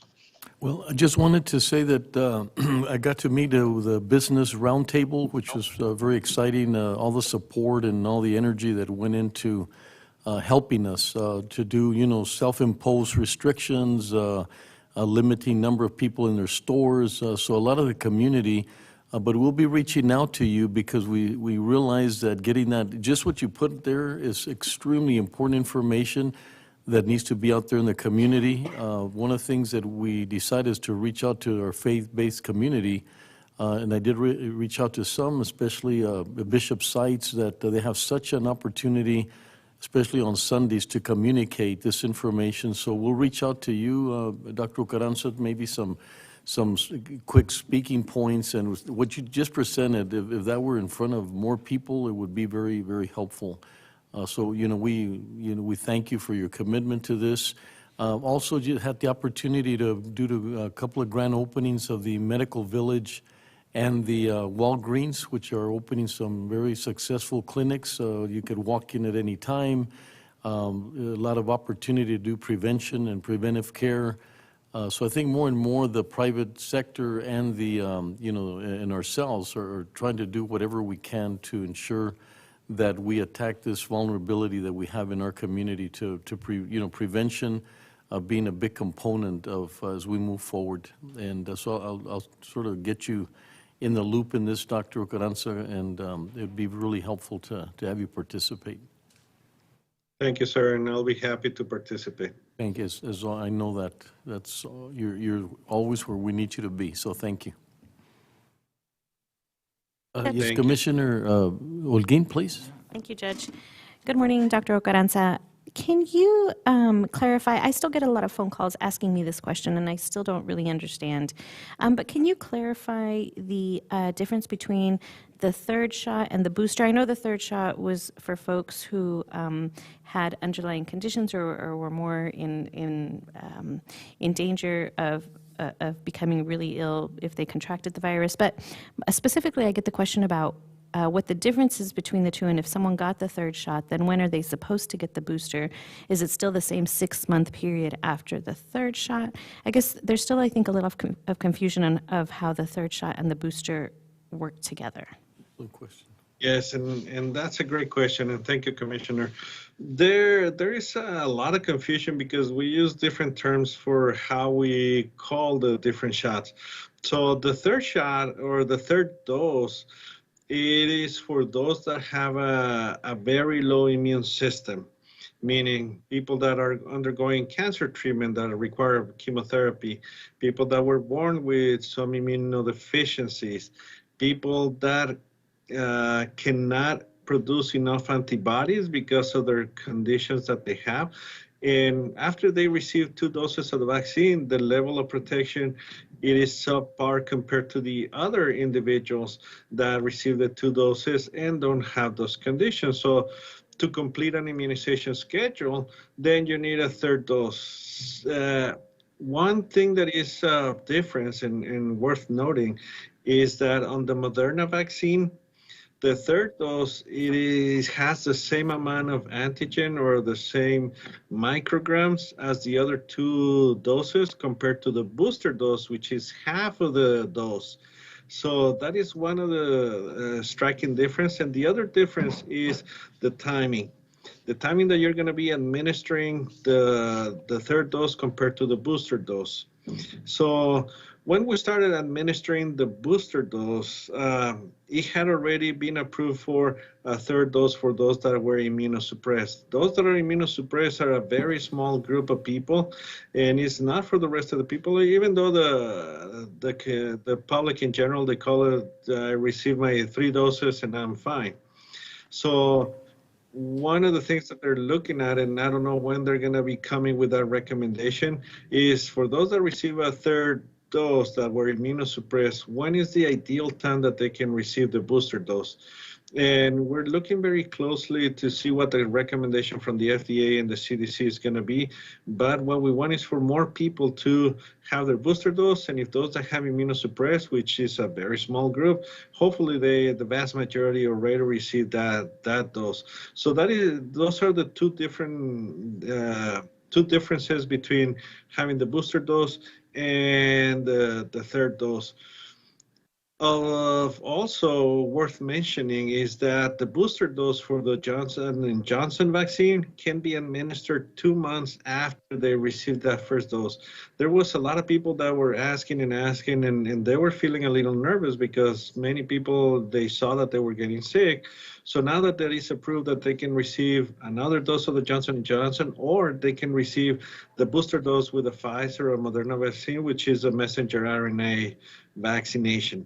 So they can do that. And also one thing that we're very, very happy is to administer a booster dose to those that come and request the vaccine. Once they receive another vaccine approved by the World Health Organization, which is all our brothers and sisters from the South that probably received the AstraZeneca, probably received some other one of the vaccines, and they're not administering the booster dose in Mexico, but now we're happy to provide the booster dose here in El Paso for those that come and request that. So then for that small portion of the population that did receive a third dose, they should not take the booster yet until we get this recommendation or guidance from the CDC. That is correct. Okay. That is correct. As you could see, the challenge of that information to get it out there properly is because anytime someone has confusion, the first thing you do is that you resist, right? I mean, that's your first reaction. I don't know what to do. And of course, we don't want that to happen, especially as it wears down a little bit and we've got that older population and being more vulnerable and, so big challenge on the communication front. And as I said, we have a pro bono from Joe Lopez and his organization, and they're looking at, they've sent me various information that we could communicate with our community. So looking forward for you to review some of that information, Dr. Carranza. Yes, thank you very much, Judge. Thank you. Betsy? Judge, that concludes our items under this agenda item. If there's no other questions, we can close this item and move forward. Thank you. Thank you, Dr. Carranza. Thank you, Judge, Commissioners, and have a thank great you. day. Happy Thank you. holidays to all of you. Likewise, thank you. I think we'll be seeing each other a little bit more, Dr. Carranza, so that's optimistic, but thank you. We'll Always thank you. happy. Go ahead, Caesar. Item number 13, ARPA project number 1560. Discuss and take appropriate action regarding American Rescue Plan Act portfolio requests from Constable Precincts 3, 5, and 7. Opinion number 211531. Good morning, Judge Commissioners, Jose Landeros with County Administration. This item is being presented to you as a follow-up to the October 25th presentation made by the administration to the court with respect to establishing the county's American Rescue Plan Act portfolio. If the court recalls, there was several requests from constables' offices that were left pending and established as a reserve item under ARP-1560 to allow county administration and the county attorney's office to further evaluate and vet those requests and then make a recommendation to the court about what those requests included. We have completed our review of those requests, and precincts 3, 5, and 7 had submitted requests with that ultimately would allow them to continue funding and keeping their existing COVID-related deputy on staff for the remainder of the American Rescue Plan Act performance period through FY24. That was a request in addition to a vehicle for that additional deputy. Based on the recommendation that the court received from county administration previously, county administration is recommending approval of the position through FY22. This is consistent with the recommendation that we previously offered to the court with the other constables' offices to fund that position through FY22. Ultimately, those offices will have to re-justify the position at the end of the fiscal year. Given how much uncertainty there is with the pandemic, how it ebbs and flows, and right now we're in a place where the community is, things aren't as positive as they were maybe 3 or 4 months ago. There's a lot of uncertainty, but that could obviously shift either for the better or for the worse. And so we are asking all constables' offices to come back at the end of every fiscal year to allow the court during the budget process for FY23 to evaluate if there's still a need to have that personnel on staff. And so this morning, we are recommending funding one additional COVID deputy for the offices of Constables Precincts 3, 5, and 7 through FY22. The fiscal impact would be approximately $280,000. And I have various motions ready for the court's consideration depending on how you would like to act. I would like to also add that Constable Zamora, Precinct 2, had previously submitted a request, but then rescinded that request given the fact that these are temporary grant-funded position. There is uncertainty about the position's continuation beyond the performance period of the grant. And so given the responsibilities that he envisions and needs and the needs of his office, he did indicate that he would be pursuing a request for a general funded deputy through the FY23 budget process as well. And so we are recommending that the court fund the personnel through FY22, but we did include the entire request for the court's review and consideration. Obviously, the court could make any other finding to extend funding beyond FY22. I would add that the constables did submit a request for a patrol unit for each of their additional deputies. And speaking with, and they itemized that at about $83,000. And speaking with Mr. Staple, our fleet director, the cost that we are seeing for those units at this point is more around $76,000. So if the court did want to proceed with funding any of that equipment, we would ask that the budget be revised accordingly to that $76,000 figure. But again, the recommendation this morning from county administration is to fund the personnel costs associated with each of these positions through FY22, and I'm available to take any questions that the court may have. Hey, let me hear from, I'll be hearing from Constable Bernal, but I'd like to hear from you, Betsy, just sort of the big picture of what we're dealing with here. Constable Bernal, go ahead. You have any comments prior, or you? Oh, sorry, sir. I thought you were asking Constable Bernal to go first. First, you just sort of put it in perspective from the overall picture. And so throughout the pandemic, as you all are aware, we've had various needs, and they come up very quickly. The constable offices have been very key to helping us respond to those needs. They've been varied. Everything from helping with the decedent holding facility to even just, honestly, they're out in the community. They've done a lot of education, outreach, and they have a lot of opportunity to interact with the public. So we've had this broad spectrum of assistance through the constable's offices. We're recommending that we continue that for these 3 months. These 3 precincts for the rest of this fiscal year. The one area I do think that Mr. Staple and I discussed last week as well is the equipment. I do think there is a need. We've had some incidents with those extra cars that we have used. We've been using our backup vehicles, and I don't know how much longer we can sustain those backup vehicles and then still have some backup supply. So the court may want to also consider those equipped patrol units totaling just over $76,000. Thank you, Betsy. Go ahead, Constable. Thank you for being here with us. Good morning, Judge, Commissioners. We'd like to ask you to please approve this agenda item, but with like to have the patrol units. My deputy right now is using a 2008 Impala, and it is, bless you. Thank you. It is in really bad condition, as Mr. Staples will testify. Sorry, I'm used to court. We'll state, we do, the car is in really bad shape.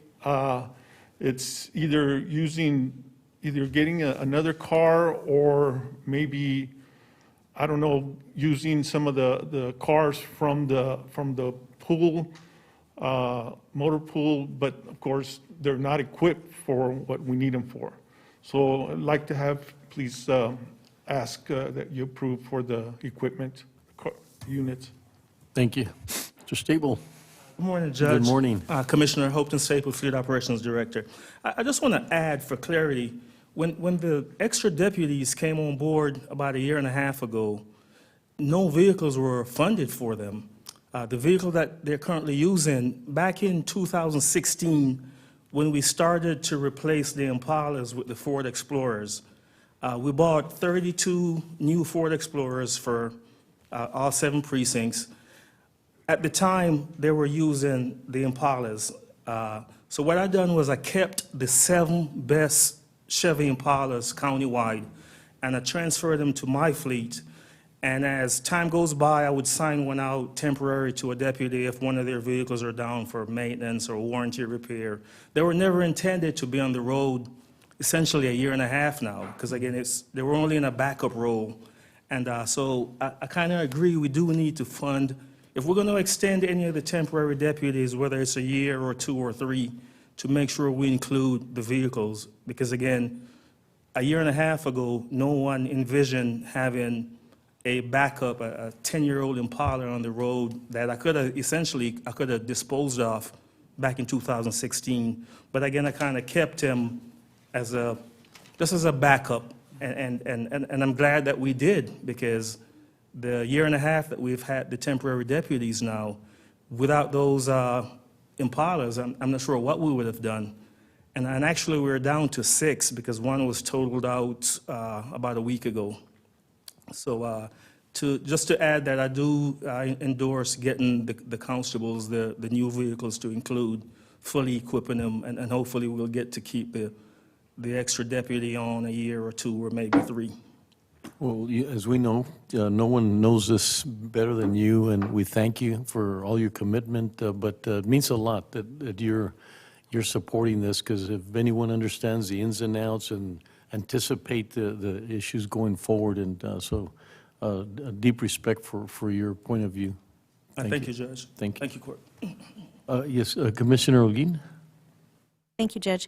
I have a question for Jose. I just want to make sure I'm understanding this properly. So the total cost, once we reduce the cost of the new vehicles to the $76,000 approximately, would be about $356,000, but that would include for all 3 precincts, right? For 3, 5, and 7, the deputy plus a vehicle, correct? So that's the total for all 3 offices. Jose? Yes, ma'am, that is correct. So it would be $355,754 and a nickel. And then for all 3 years, that total would come to $1,067,262. We currently have $1,086,000 set aside. So if the court were to fund all 3 years and the equipment, there is sufficient funding within the contingency reserve account that we set up while we evaluated the request for those offices. Great, thank you. That was going to be my next question, so thank you for that. Can I add something to that? Remember that car is not every year. Yes. So, Yes. so that's only once, and then we don't have to buy another car, hopefully. Yes. Okay, thank you. Yes, Commissioner Stout, please.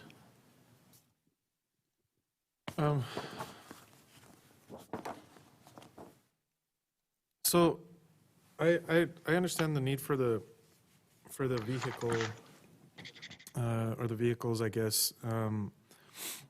But just as the item that we had before when it came to the other constable offices, it's not really evident to me or clear to me, the need for these positions, which have evolved from essentially one-person offices to many substations. And frankly, if we have these additional law enforcement needs, I feel like we should look at putting more deputies maybe in the sheriff's department. And I respect the constables and appreciate your dedication, constables, to developing your offices, but I'm just not convinced that it's necessary. I think there's a fine line between proactively supporting the partnerships required for the community-wide COVID response and what I would term as mission creep. And I think we need to take a step back and evaluate the constables and what they're required to do under the law and what they're actually doing. In the language on the item, it talks about including providing security at testing vaccination sites. Do we have we don't have large testing and vaccination sites anymore. I know we have mobile access, but I don't know where that would come in, and also enforcing public health and safety orders within the JP office and courtroom. Well, that seems to me that would already be something that they would be in charge of, as they are the bailiffs of the courtrooms when they're at the undertaking those duties at the JP courtrooms.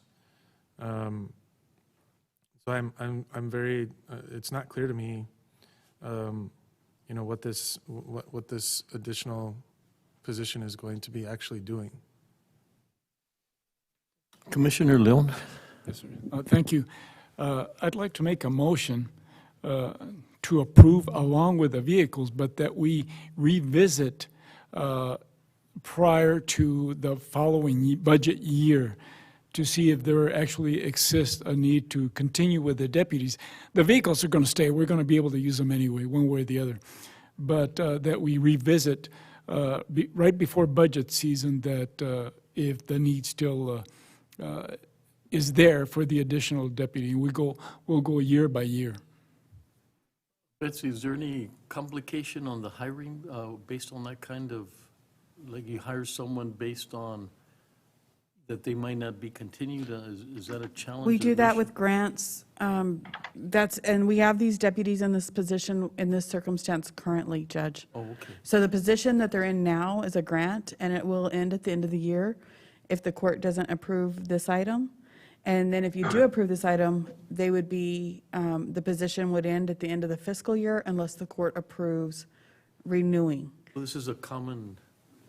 It has been common for this particular position. And if I could add, I know Commissioner Leon has a motion. We are, Jose has done a fabulous job meeting with everybody on ARPA projects, and it's requiring extensive tracking of what you're using these resources for. So we'll be able to report back exactly the kinds of issues that Commissioner Leon or Commissioner Stout brought up. What exactly are they doing to support COVID and the mitigation of COVID in response to COVID? Got a motion? I'll second. Judge, if I may just want to just clarify, the Commissioner Leon's motion was to approve and authorize the funding for one additional deputy and one patrol unit for COVID-related tasks and work in the offices of constables precincts 3, 5, and 7 through fiscal year 2022. To further amend the county ARPA portfolio by 1, authorizing the portfolio budget amendment of $507,754.05 from Project ARP-1560 to Project ARP-1050, and 2, renaming of Project ARP-1050 to Constable Public Health Support.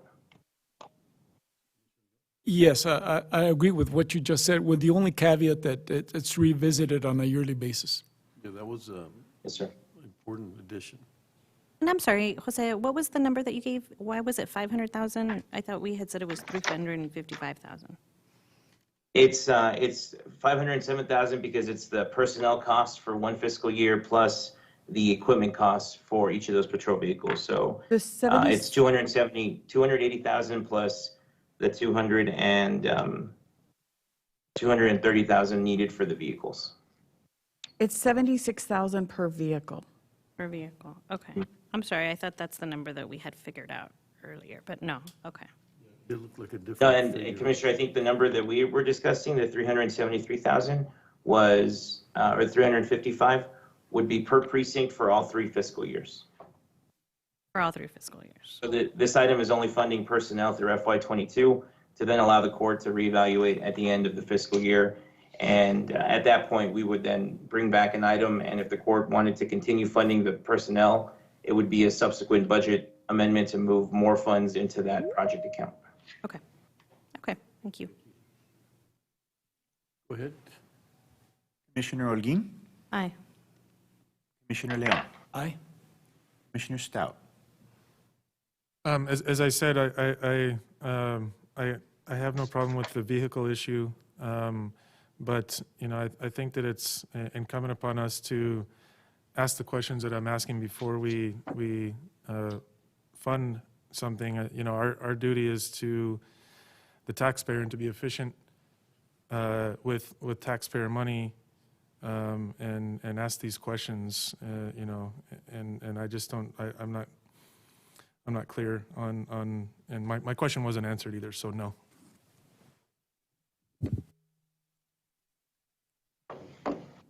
Judge Samaniego? Aye.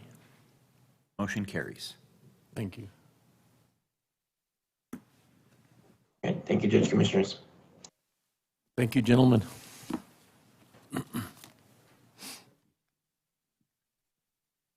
Item number 14, purchasing.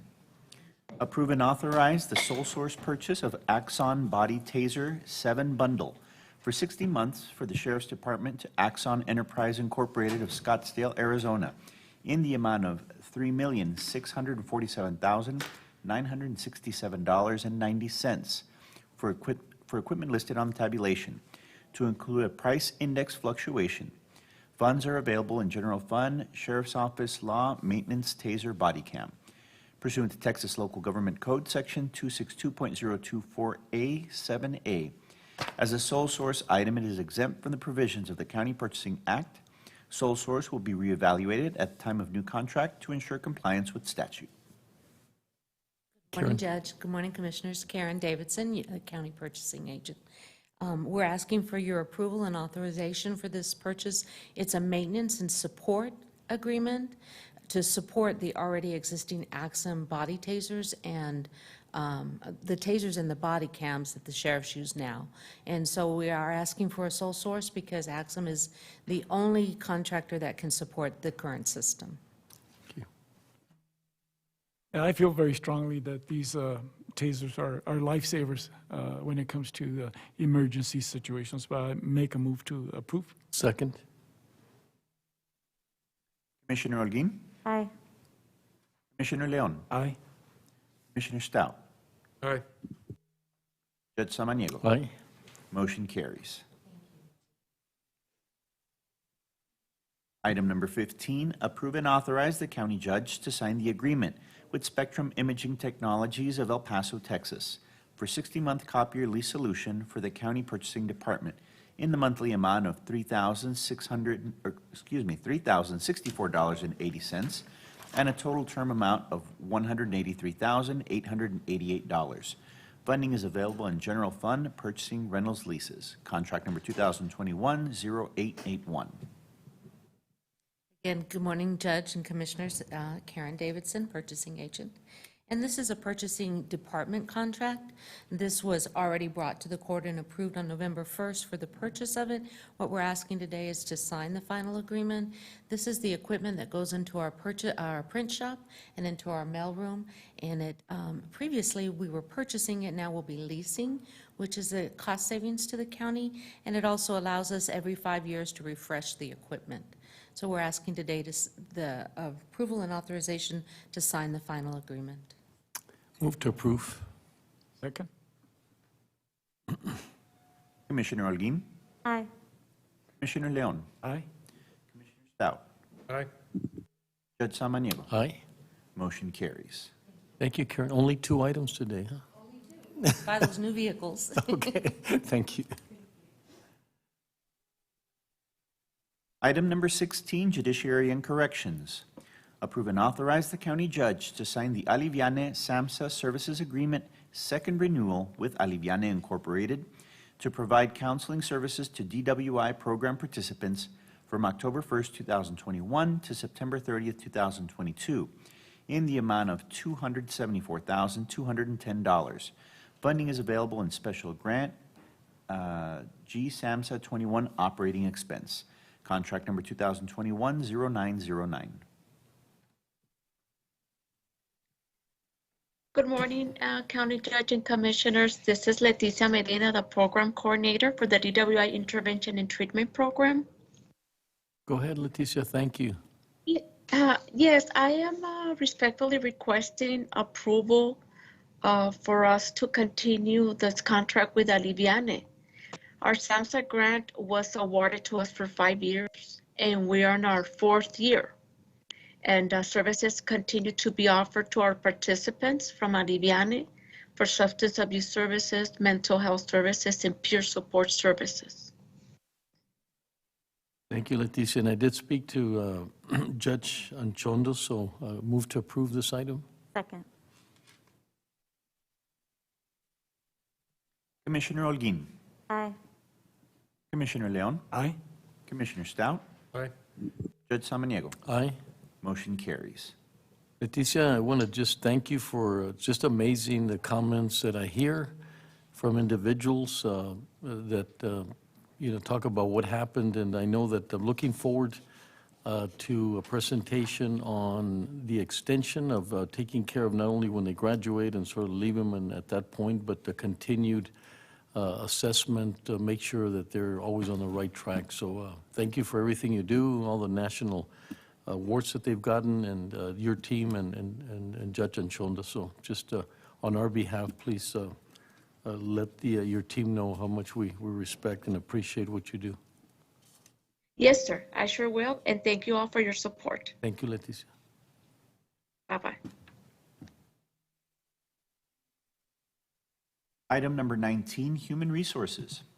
Approve and authorize a fiscal year 22 budget amendment via line item transfers to cover the cost of advancing the hire date of 6 new employee positions from April 2022 to January 2022. Budget line item, various. Opinion number 211435. Good morning, Sam. Good morning, Judge, Commissioners. Sam Trujillo, Interim Chief Human Resources Officer. The purpose of this agenda item today is to seek the Commissioners Court authorization to hire 6 full-time employee positions in January of 2022 instead of the April 2022 hire date that was approved during the budget hearings. So during the county budget hearings, the Human Resources Department presented the Commissioners Court with 29 remaining priority 1 full-time employee positions for hire in fiscal year 2022. However, due to budget concerns, the court only approved the funding for an April 22 hire date instead of the normal October 21 hire date. Since the approval of the Commissioners Court on this item, our department has received several requests from departments who are seeking to use salary savings or other existing funding sources to hire the approved positions in advance expressing a need or urgency within their departments. The departments and positions are listed on your agenda report. However, I would like to request a change to the list by replacing the County Admin Binational Affairs position with the CJC administrative position, which has a more pressing need. The projected cost for advanced hire of these positions with this change is approximately $110,000, which can be covered by salary savings or other existing budget sources. So what we're looking at, Judge, is that we do expect that we may receive additional requests, and we want to review them on a case-by-case basis and bring those that require immediate attention to the Commissioner's Court for approval. But for today, what we're doing is we're requesting the court to approve and authorize the fiscal year 2022 budget amendment via the line item transfers to cover the cost of advancing this hire date for 6 employees with the change that I mentioned from April of 2022 to January of 2022. And with that, I'm open for any questions. Christina, just a question, the way it's stated and then talking about the combination of bringing them together, are we not out of scope or anything on this discussion? No, Judge, I mean, it's fine. We're just talking about the budget amendments, which Mr. Trujillo had indicated there is a change in a position that they originally were recommending, I believe, which was in the backup, which was the county administration's position of the binational coordinator to the CJC administrative assistant. So that would just be the alteration to a motion if the court was interested in moving forward with that, but you're fine. Okay. Just a quick question. Yeah, Commissioner Leon, please. Sam, on the backup, it's 125,000, and you said 110,000. Is that because of the difference in the substitution?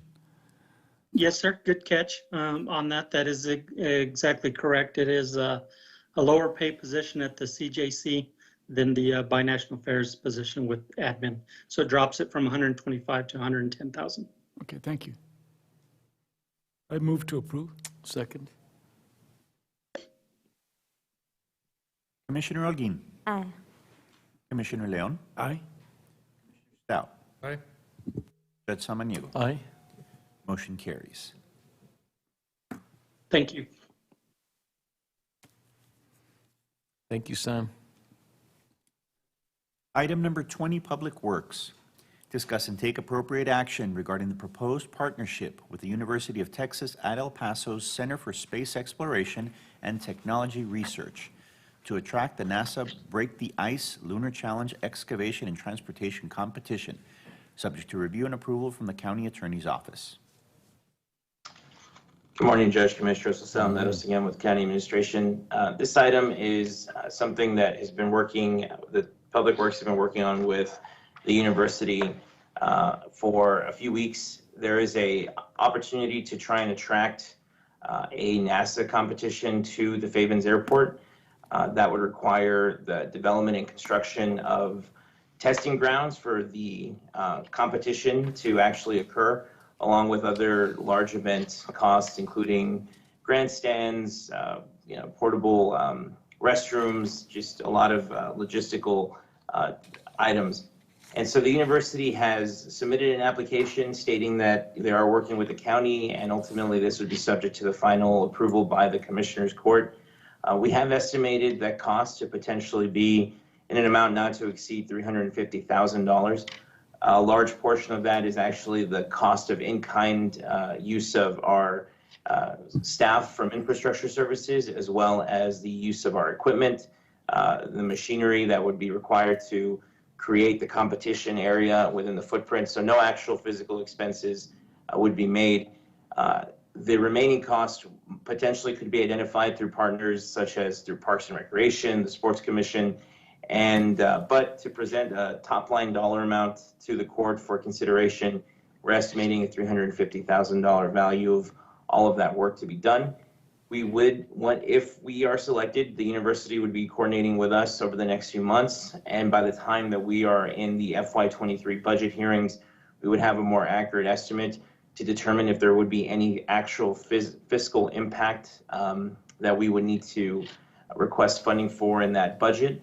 And so we would work through that process to ensure that the court had that information. Today, the item is asking for authorization for us to just confirm in writing via Ms. Palacios, our Executive Director of Public Works, that the county is interested in partnering with the university. We identify an amount not to exceed $350,000, recognizing things may still change in the next few months if we are selected.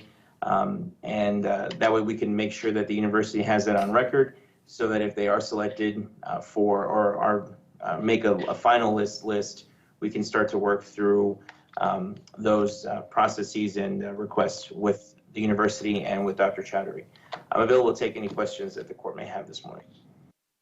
Well, obviously, part of a great partnership that we've had, and some just incredible opportunities going forward. And thanks to Dr. Chowdhury and everything that he's done. And I've had conversation not only with him but Dr. Wilson. So a lot of traction and a lot of interest from the university to have a great partnership. So thank you, Jose, for that continued effort. We don't have him on the line, Dr. Chowdhury, by any chance? No, he's not. The holiday schedule, especially for professors and his team, I think are a little tough. But we did have a very productive meeting a few weeks ago at the site, and just speaks very highly of the Commissioner's Court. Everyone out there, even Mr. Olivas, our FBO, recognized that the court and the vision that you all have set for that facility is unlike anything ever seen, and the investment that's gone into it has really made it a center with a lot of potential, I should say, and that's why this competition is a reflection of that. We'd love to see 1,000 people descend into Fabens for a competition like this, and that's a direct reflection of the work that you all have done. So he did state as such and has stated as such, and so even though he's not here, I'm sure that he would thank the court for all of the work and vision that you have set for that facility. He did send me some great information, and I'll forward it to the other commissioners, sort of a big picture kind of understanding, so I think it's really helpful. So I'll move to approve. What was it? I'll move to approve. Second? Commissioner Holguin. Aye. Commissioner Leon. Aye. Dow. Aye. Judge Samaniego. Aye. Motion carries. Great. Thank you, Judge Commissioners. Have a good rest of the Thank you, meeting. Jose. Great work. Thank you.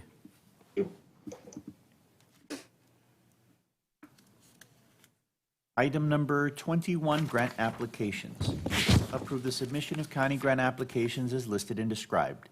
If awarded, all grant award agreements will be brought back to the Commissioner's Court for final acceptance and approval. Item 21, approve and authorize the county judge to sign the Telling the Full History grant application submission to the National Trust for Historic Preservation and National Endowment for the Humanities to support the creation and implementation of a site maintenance and cultural interpretation plan for Casa Ronquillo in the amount of $50,000 from April 1st, 2022 through March 31st, 2023. No county matches required. Contract number 2021-0971. Thank you. Michael, welcome. Good morning, Judge and Commissioners. Good morning. Michael Hernandez with Economic Development. This item seeks court approval to seek a grant with the National Trust for Historic Preservation and the National Endowment for the Humanities, which supports the creation and implementation of a site maintenance and cultural interpretation plan for Casa Ronquillo, a historic site in San Elizario that the county is restoring and renovating. The grant will help us establish a master plan to guide continuing preservation efforts, as well as contribute to how the site is presented. The master plan would be created with our partners, which includes the County Historical Commission, Architectural Preservation and Mission Trail Development Committees, San Elizario Genealogy and Historical Society, Texas Tech School of Architecture, and UTEP's Departments of History and Museum Studies. Restoring Casa Ronquillo is an exciting project, and we've made a lot of good progress. This grant is another step forward in bringing community partners together to activate an important historic site and draw more tourism to the area. No local match is required. We ask for the court's favorable consideration to authorize this grant application, and I'm happy to entertain your questions. Well, it's long overdue. and a lot of work has taken place, and but we need to see the fruition. I mean, just to see that opportunity to get our public to be able to participate and visit that. So it's an unbelievable opportunity. Move to approve. Oh, second? Go ahead. Commissioner Holguin. Aye. Commissioner Leon. Aye. Commissioner Stout. Aye. Judge Samaniego. Aye. Motion carries. Thank you. Thank you, Michael. Great job. Thank you. Thank you. Judge, we've completed all the items on our agenda minus number 8 and 10, which we'll be addressing after lunch. Yeah, I mean, I can't believe it. We're like, We are being told we might be able to get through executive in less than 13 minutes. let's do it. Yeah, I would love to just go into those 2 items by themselves. Would be tremendous. Oh, yeah, and is it okay we go into executive? Are you okay we go into executive? You don't see any, you're okay? Yeah, I guess so. Okay, yeah, I don't see any controversial. Okay, Judge, the staff may want a little break. Can we have a break, then get back to executive? real executive, fast? sure. Just a. Yeah. Yeah, just a quick break, okay. Thank you. Thank you. Commissioners, court That's a will great way of recess for saying we need 5 a minutes. It's 11:48 a.m.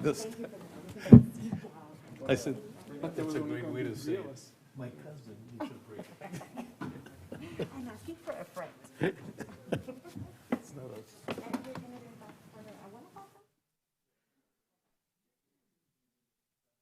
Yeah, I need a whole. Hey, David? Joel's working on it.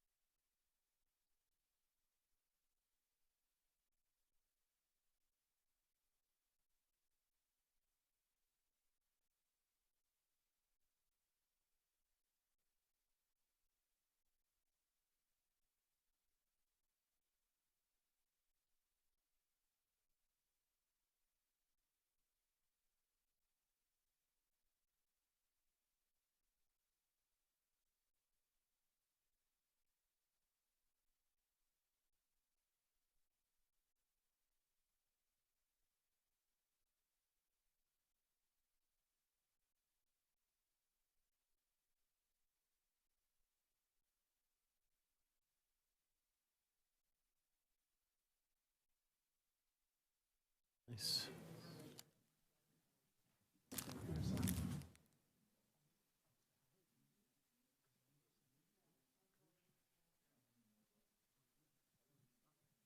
We're missing ASL. Do we just want to go into executive without him? What's that? ASL's not back. They're here. They're here. They're here. We need to do this in open, though, yeah. Yes. We're ready. Ready? Dario on his toes. Commissioners Court has reconvened into regular open session. It's 12:03 p.m. Judge Samaniego, would you like to recess into executive session? Yes, please.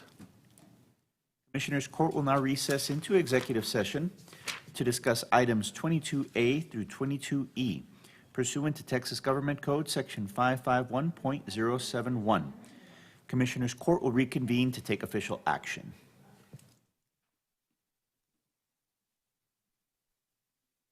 Stand by.